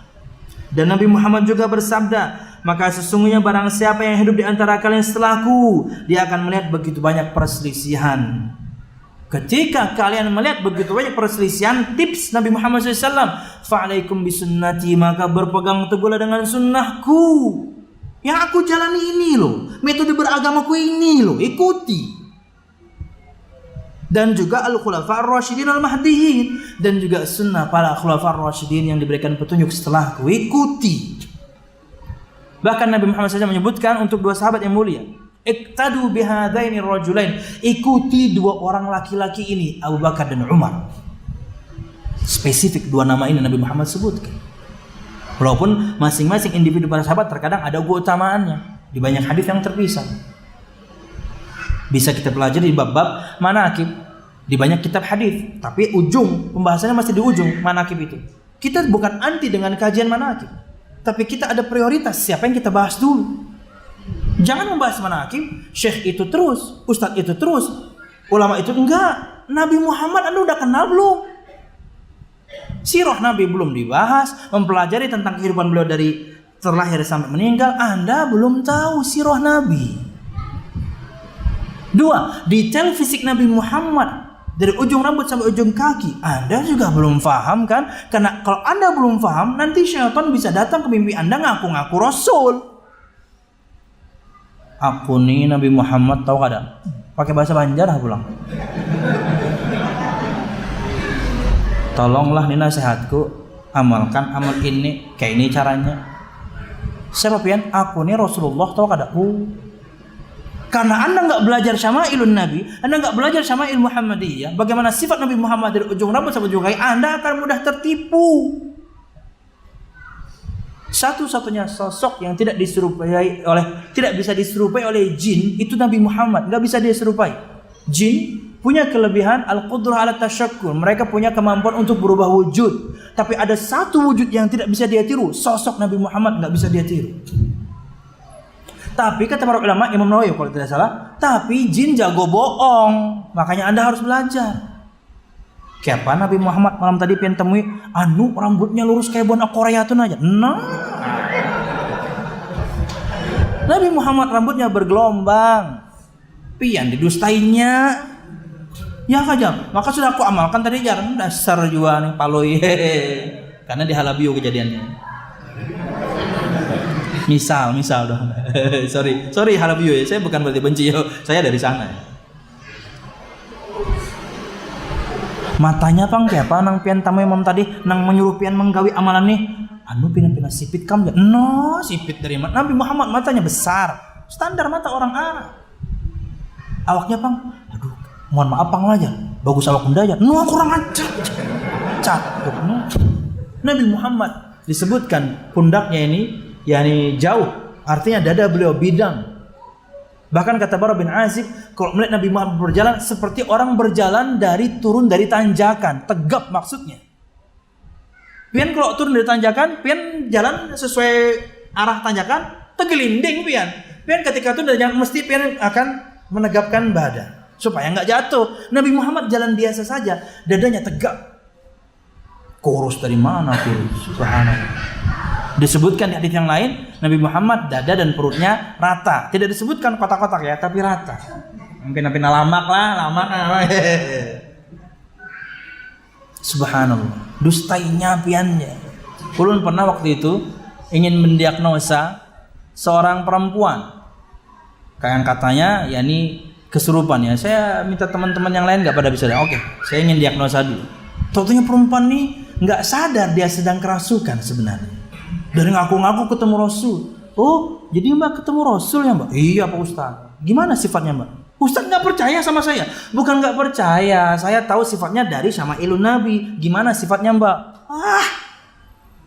Pokoknya percaya. Percaya gimana? Mbak, jelas Mbak, hidungnya gimana, matanya gimana? Terangkan pada saya Rasulullah. Wah, nggak percaya nih dasar. Udah, saya kabur aja. Ngapain ngurusin orang bego? Gimana mau akan diobati lawang kita datang kemudian ditolak? Enggak sadar. Wallahu a'lam bishawab. Enggak tahu ya. Disebutkan akhir-akhir ini orang sudah benar katanya. Wallahu a'lam bishawab. Subhanallah. Kenapa tangan ulun begini? Ada poin berarti yang ulun sampaikan. Iya, kenapa tangan ulun begini? Mesti ada poin yang ulun sampaikan. Ada poin kedua nih berarti. Sudahlah ya. Aduh. Lanjut jemaah. Maka berpegang teguhlah kalian dengan sunnahku dan sunnah al-khulafa ar-rasyidin al-mahdiyyin setelahku. Tamassaku biha, berpegang teguhlah dengannya. Yang paham bahasa Arab tahu bahwasanya Nabi Muhammad tadi menyebutkan dua hal. Sunnahku dan sunnah al-khulafa ar-rasyidin setelahku. Dua hal Nabi Muhammad sebutkan. Tapi begitu mengatakan tamassaku, Nabi Muhammad tidak mengatakan tamassaku bihima. Yang paham bahasa Arab, menyebutkan dua hal sebelumnya, maka ketika ingin menyebutkan dhamir kata ganti setelahnya, sebutkan saja dua-duanya, bihima, berpegang teguhlah kalian dengan keduanya, karena dua hal tadi disebutkan. Tapi enggak tuh. Nabi Muhammad menyebutkan tamassaku biha, berpegang teguhlah dengannya. Bukti bahwasanya sunnah para sahabat bagian dari sunnah Rasulullah sallallahu alaihi wasallam. Makanya barometer memahami agama ini pahamnya para sahabat, bukan paham Anda. Ya, ma'ana alaihi wa ashabi. Hadis tentang iftiraq ummah, hadis tentang umat ini akan terpecah belah. Imam atau Syekhul Islam menyebutkan 19 faedah untuk hadis itu. Bahwasanya umat sebelum kalian terpecah belah menjadi 71, 72 dan umat ini menjadi 73. Semuanya di neraka kecuali satu. Semuanya itu di neraka bukan pasti ya, tapi ancaman. Ingat, pengajian sunnah, pengajian salaf tidak ada yang memastikan orang neraka, enggak ada. Ini ancaman untuk semua kita.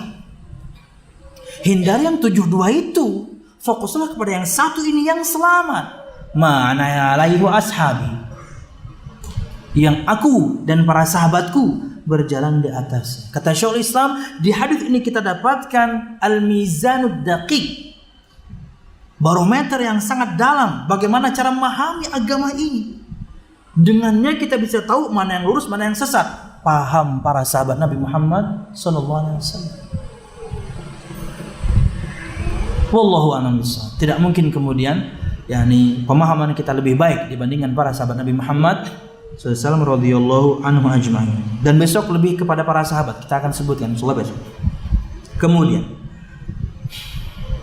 wa'addu 'alaiha bin nawajid, dan gigitlah ia dengan gigi-gigi geraham kalian. Kalau misalnya sunnah itu layaknya seutas tali, maka pegang dan gigit. Ya, Anda sudah tahu tentang syariat, bismillah, jalankan, istiqomahlah. Jangan lagi kemudian goyang-goyang. Tetap menuntut ilmu supaya nggak kena syubhat, karena syubhat bisa dilawan dengan ilmu. Faham pian akan perintah ini, bismillah lakukan. Walaupun orang lain meninggalkan. Paham pian akan larangan itu, tinggalkan. Walaupun orang masih melakukan. Ya, Anda menjadi ghuraba, di mana orang lain buruk, Anda masih baik.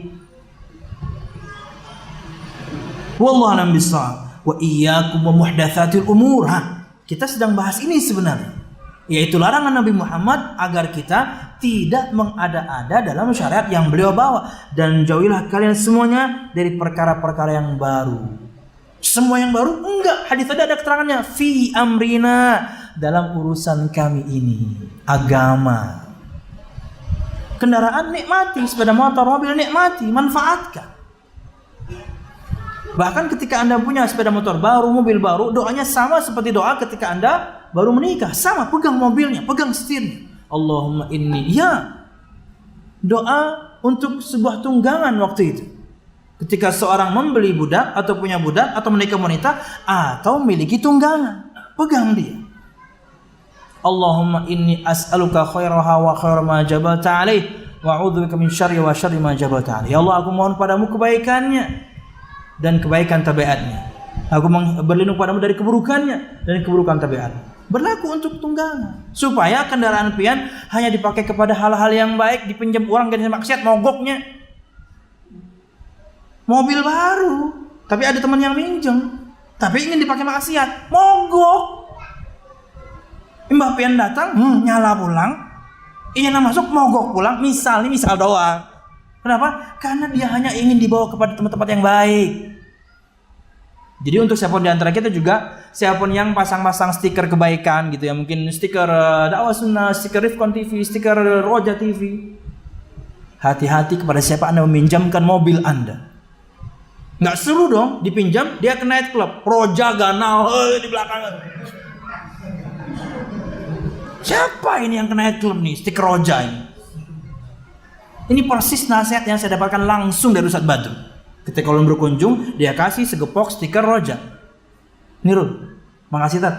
Tapi ingat ya, kalau ente bagikan ke orang, hati-hati kepada siapa ente yang berikan. Kenapa Tat? Jangan-jangan mobilnya dipakai macam-macam. Oh, paham saya langsung. Ya saya cukup cerdas kok. Atau misal Anda suka ngebut nih, nggak usah pakai stiker aja. Padahal bisa jadi Anda ngebut untuk sebuah keperluan, tapi jangan. Yang namanya suka itu kemana-mana akan laju loh. Helmnya, dakwah sunnah, helmnya Rifkon TV, dakwahnya mungkin stiker Anda bikin stiker Yayasan Riyadhus Shalihin, tapi bersepeda motor, mobil, bikin malu. Anda bawa nama yayasan. Buah sarja buahnya itu ya. Kalau tapi bisa bawa mobil ya, Gara-gara ngelas titik rusak, susu satu gentong.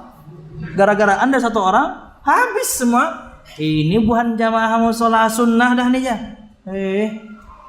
Karena tapi bisa berkendaraan Anda, karena tahu adik macam-macam. Padahal karena satu orang. Dan itu bukan Anda pinjamkan ke orang.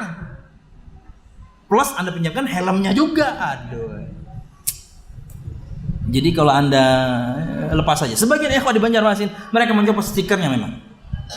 Karena terkadang kadang-kadang harus buru-buru Ustaz. Udah copot aja. Karena Anda membawa nama dakwah. Karena sudah identik misalnya stiker seperti ini, ya orang tahu di kajiannya di mana. Wallahu a'lam bishawab. Ini kok saya sampai ke stiker ya? Ya lanjut dikit lagi. Oke. Fa inna kulla muhdatsatin bid'ah wa kulla bid'atin dhalalah. Karena segala sesuatu yang baru dalam urusan agama itu adalah bid'ah dan semua bid'ah adalah sesat. Wallahu a'lam bishawab. Kemudian, wa muhdatsatil umur hiya al-umur al-muhdatsah allati yata'abbadu an-nasu biha rabbahum min ghairi ayyu syari'aha lahumur rasul sallallahu alaihi wasallam. Fal bid'atu mardudatun ghairu maqbulah walau arada al-'abdu biha ridallah. Dan perkara-perkara yang diada-adakan itu adalah semua perkara yang baru yang dengannya manusia menyembah Allah. Berarti kan urusan agama. Perkara yang baru yang dengannya manusia menyembah Allah. Ibadah yang kita bahas ini, agama yang kita bahas ini. Bukan handphone bid'ah, bukan kamera bid'ah, bukan mobil bid'ah. Mau hubungan bid'ahnya ya bulik sana aja, bukan taya. No. Orang kalau ada yang seperti ini, Anda jangan ladeni. Anda sama bodohnya kalau Anda meladeni. Biarkan mereka hanya bodoh saja. Jangan juga pengen komen, jadi Ustaz Herul pian ini bodoh. Jangan gitu juga. Aduh, maka ngaran ulun pian tek pulang mah. Ya Allah. Jangan gitu juga. Saya nggak pengen ribut-ribut. Ini Ustadznya aja nah ributan. Wallahu a'lam bishawab. Lanjut ya. Min ghairi ayyu syar'uha lahum rasul, tanpa disyariatkan oleh Rasul. Ibadah itu tanpa disyariatkan Rasul. Perkara yang baru yang dengannya manusia beribadah kepada Allah, tapi Nabi Muhammad tidak pernah syariatkan. Itulah perkara bid'ah. Maka kata beliau, bid'ah adalah tertolak, bid'ah tidak diterima walaupun yang melakukannya mengharapkan ridha Allah. Percuma, karena Allah tidak meridhoi. Wallahu a'lam bishawab. Paragraf terakhir. Qala al-Fudail bin Iyad rahimahullah fi qouli ta'ala liyabluwakum ayyukum ahsanu amala. Berkata Imam Al-Fudail bin Iyad rahimahullah pada firman Allah Subhanahu wa taala surah Al-Mulk ayat 2, agar Allah Subhanahu wa taala menguji kalian siapa di antara kalian yang ahsanu amala, lebih ahsan, lebih baik amalnya. Apa tafsirannya lebih baik? Ai akhlasahu wa aswabahu. Siapakah di antara kalian yang lebih ikhlas dan yang benar amalnya? Ikhlas dan benar itu syarat amal diterima. Ikhlas dan benar. Anda ikhlas tapi tidak benar, percuma. Anda benar tapi tidak ikhlas, percuma. Dua-duanya harus ada. Kata beliau, fa innahu ay amal, karena sesungguhnya yaitu amal. Idza kana khalisan wa lam yakun shawaban lam yuqbal. Jika amal itu ikhlas karena Allah tapi enggak benar sesuai tuntunan Nabi Muhammad, tidak diterima. Wa idza kana shawaban wa lam yakun khalisan lam yuqbal. Sebaliknya jika amal itu benar sesuai tuntunan Nabi Muhammad, jenisnya, sebabnya, jenisnya, jumlahnya, caranya, waktunya, tempatnya benar sudah, tapi kemudian riya, enggak diterima. Harus dua-duanya. Hatta yakuna khalisan shawaban. Maka amal itu akan diterima sampai dia ikhlas melakukannya karena Allah, tidak untuk yang lainnya, termasuk riya, juga sum'ah, dan juga benar sesuai dengan tuntunan Nabi Muhammad sallallahu alaihi wasallam. Wal khalisu idza kana lillah, ikhlas itu kalau amal itu untuk Allah, wassawabu dan benar itu idza kana ala sunnah, jika ia sesuai dengan tuntunan Nabi Muhammad sallallahu alaihi wasallam. Wallahu a'lam bishawab. Ini yang bisa saya sampaikan dan bermanfaat. Salah dan khilaf, mohon maaf. Mudahan kajian kita diberkahi Allah Subhanahu wa taala. Amin ya rabbal alamin. Tadi pertemuan pertama sebelum Isya itu 40 menit dan sekarang 50 menit. Berarti sudah genap 1 jam 20 menit ya. 1 jam setengah ya. Berarti sudah selesai. Nggak apa-apa ya, kita bahas ini sedikit. Udah nggak usah ditambah lagi, cukup 3 ini.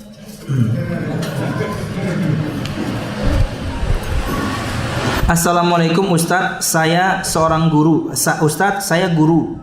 Sering diminta untuk memimpin doa dalam suatu kegiatan sekolah.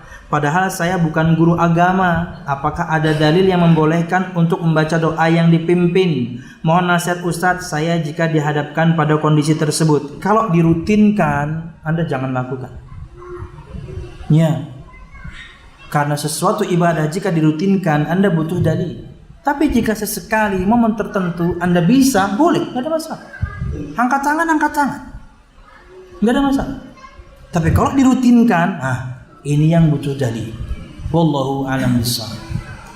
Kalau Anda belum bisa kemudian mendakwahi pimpinan Anda agar jangan menyuruh Anda untuk berdoa, ya minimal, kalau Anda belum bisa, Anda minimal menghindari. Artinya suruh yang lain, minta yang lain saja. Anda belum bisa menolak. Anda belum bisa kemudian untuk mendakwai orang tersebut. Ini nggak ada contohnya loh. Anda belum bisa mendakwai itu. Minimal Anda tidak melakukan. Ustadz, biar jalan orang menggawi. Kita belum bisa mendakwahinya, bagaimana?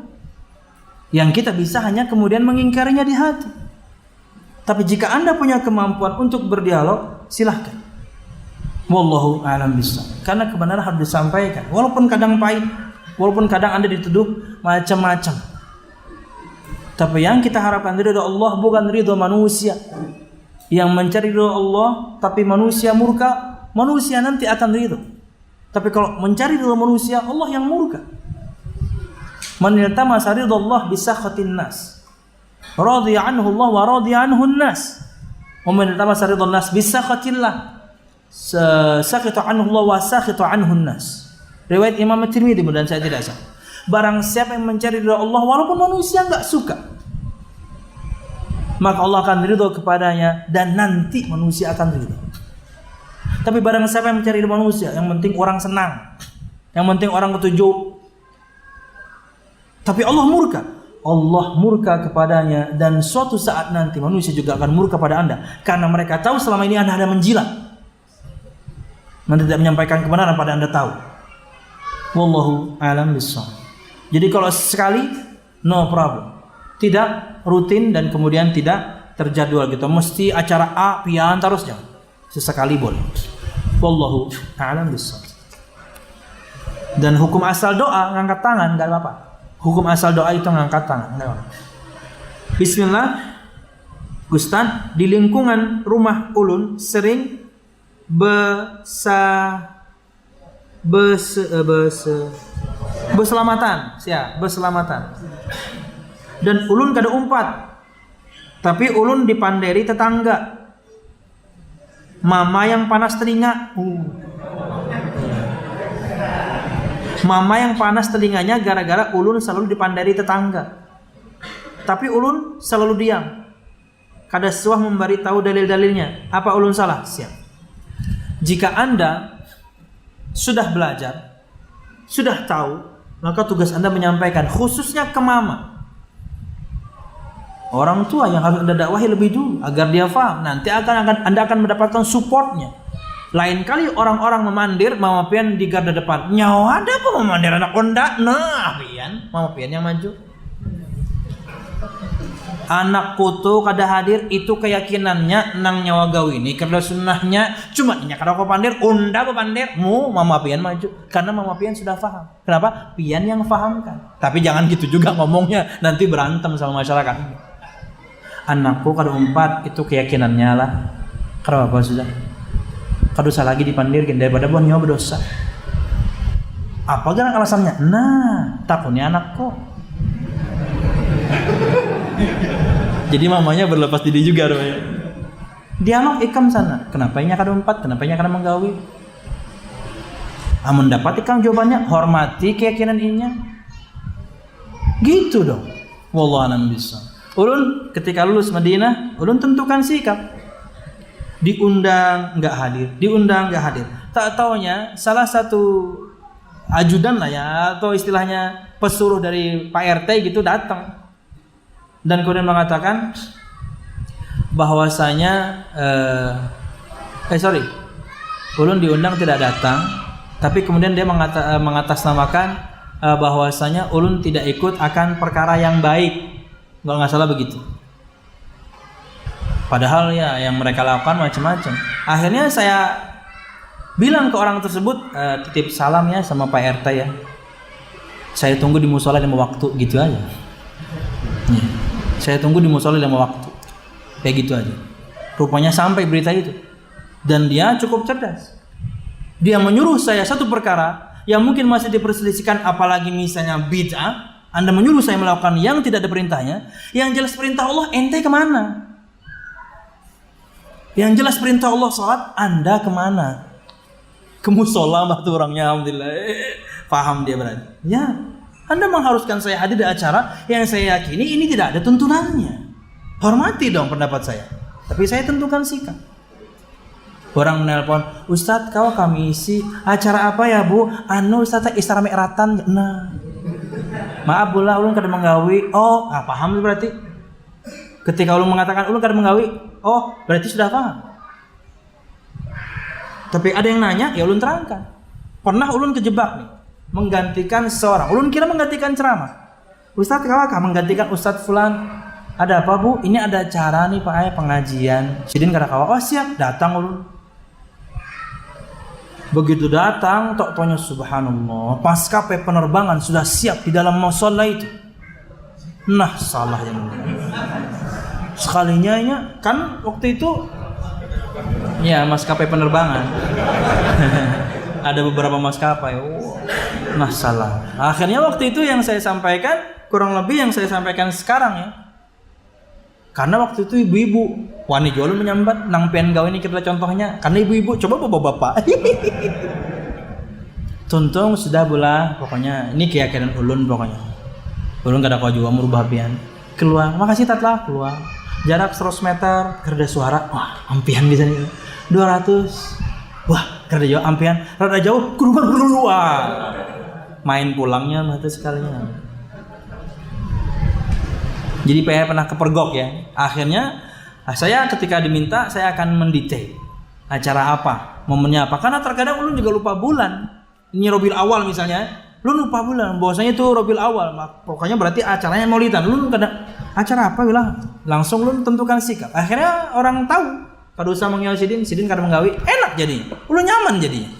Kenapa? Karena Anda menentukan sikap. Tetap baik sama orang ada masalah. Dengan ibu-ibu di kampung tetap baik ada masalah.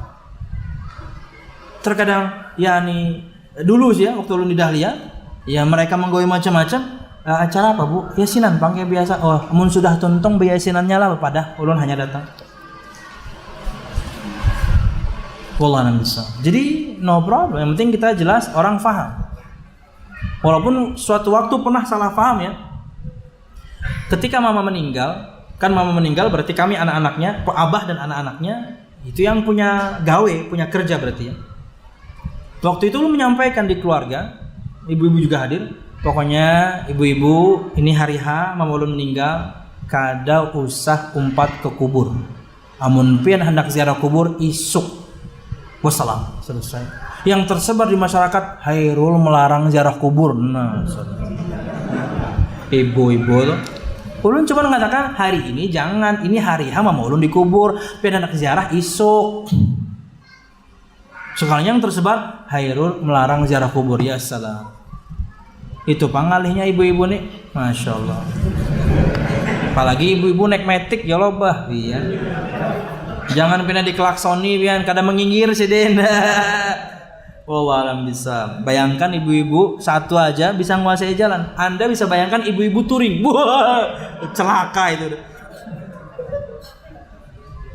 Ibu-ibu sekampung tapi touring macet 3 hari. Sakahandaknya topang. Kenapa bu? Pian rehting kiring belok kanan, ini metik. Mun aku belok kanannya kena pindah seorang ya. Ngali. Ada terus jawabannya ibu-ibu nih ya Allah ya. Wallahu bisa. Jadi mungkin seperti itu ya. Bahwasanya suatu saat Anda harus tentukan sikap. Kenapa Anda tidak hadir? Sebutkan. Tapi ulun kada kau melarang pian. Yang jelas ulun kada menggawi. Cukup. Ya, ulun kada kau melarang pian. Tapi ulun meyakini ini tidak ada contoh. Maka harus saling hormati ulun. Tapi bubuhannya wani aja hadir kada ya karena diberi makanan mau. Anda ngasih ya kami makan. Loh, hukum asal makanan kan halal. Umpat menggawinya kada. Tapi di antara ke rumah makan. Kalau dibuang mubazir, teman setan.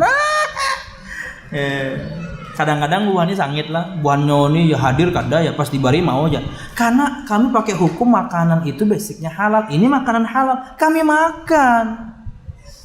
Mun pian sangit, ulun kada datang kada usah pian julungi ke rumah makanan. Mun pian julung kami makan. Apalagi bistik bari. Ya Allah. Identik dengan bistik ya, acara-acara gitu ya. Wallahu a'lam. Jadi bis tapi kecil, bistik, bis tapi. Bagaimana sikap kita terhadap orang yang bermudah-mudah mengkafirkan seorang muslim? Wah, ini panjang nih. Sekarang apa besok nih? Kita pending besok aja ya. Ini cukup panjang. Saya akan jadikan mukaddimah nanti. Mukaddimah sebelum kita kajian besok. Karena ini prinsip yang cukup dalam. Dan kita akan sebutkan bagaimana berhati-hatinya kita kaum muslimin dalam mengkafirkan kaum muslimin yang lain. Selama mereka tidak melakukan dosa yang mengkafirkan mereka. Secara singkat, Ahlus Sunnah tidak mengkafirkan kaum muslimin dengan dosa besar yang mereka lakukan. Kecuali mereka melakukan salah satu pembatal keislaman, itu pun harus ditegakkan hujjah dulu. Sampai mati orang dengan dosa besarnya, maka hukum dia dibawa kehendak Allah. Allah bisa ampuni karena Allah Maha Pengampun. Allah bisa adab karena Allah Maha Adil sesuai dosanya selama bukan syirik. Dan kita tidak memastikan orang yang baik pasti surga kecuali dengan jali. Kita tidak bisa memastikan orang yang buruk pasti neraka kecuali dengan jali. Kita tidak bisa memastikan surga dan neraka seorang kecuali dengan jali. Surganya para sahabat Allah yang berfirman. Surganya para sahabat Nabi Muhammad yang bersabda. Nerakanya Abu Lahab Allah yang berfirman. Nerakanya bininya Nabi Nuh, bininya Nabi Lut, anaknya Nabi Lut Allah yang berfirman. Di luar itu orang yang soleh mungkin slip di akhir hayatnya. Orang yang bejat mungkin bertaubat di akhir hayatnya. Berhati-hati jamaah. Lu akan bahas mungkin lebih detail besok. Mungkin di 15 sampai setengah jam pertama lu akan bahas prinsip ini. Bagaimana sikap Ahlus Sunnah wal Jamaah terhadap para pelaku dosa besar di kalangan kaum muslimin. Salah Anda bersikap, Anda akan mengkafirkan kaum muslimin. Wallahu a'lam bishawab. Ini yang bisa saya sampaikan. Mudah-mudahan bermanfaat. Salah dan khilaf, mohon maaf. Mudah-mudahan kajian kita diberkahi Allah Subhanahu wa taala. Amin ya rabbal alamin. Semoga yang kita bahas betul-betul bermanfaat untuk kita, keluarga kita, dan kita diwafatkan di atas keistiqomahan insyaallah. Amin ya rabbal alamin. Subhanakallahumma bihamdika asyhadu an la ilaha illa anta astaghfiruka wa atubu ilaik. Wassalamualaikum warahmatullahi wabarakatuh.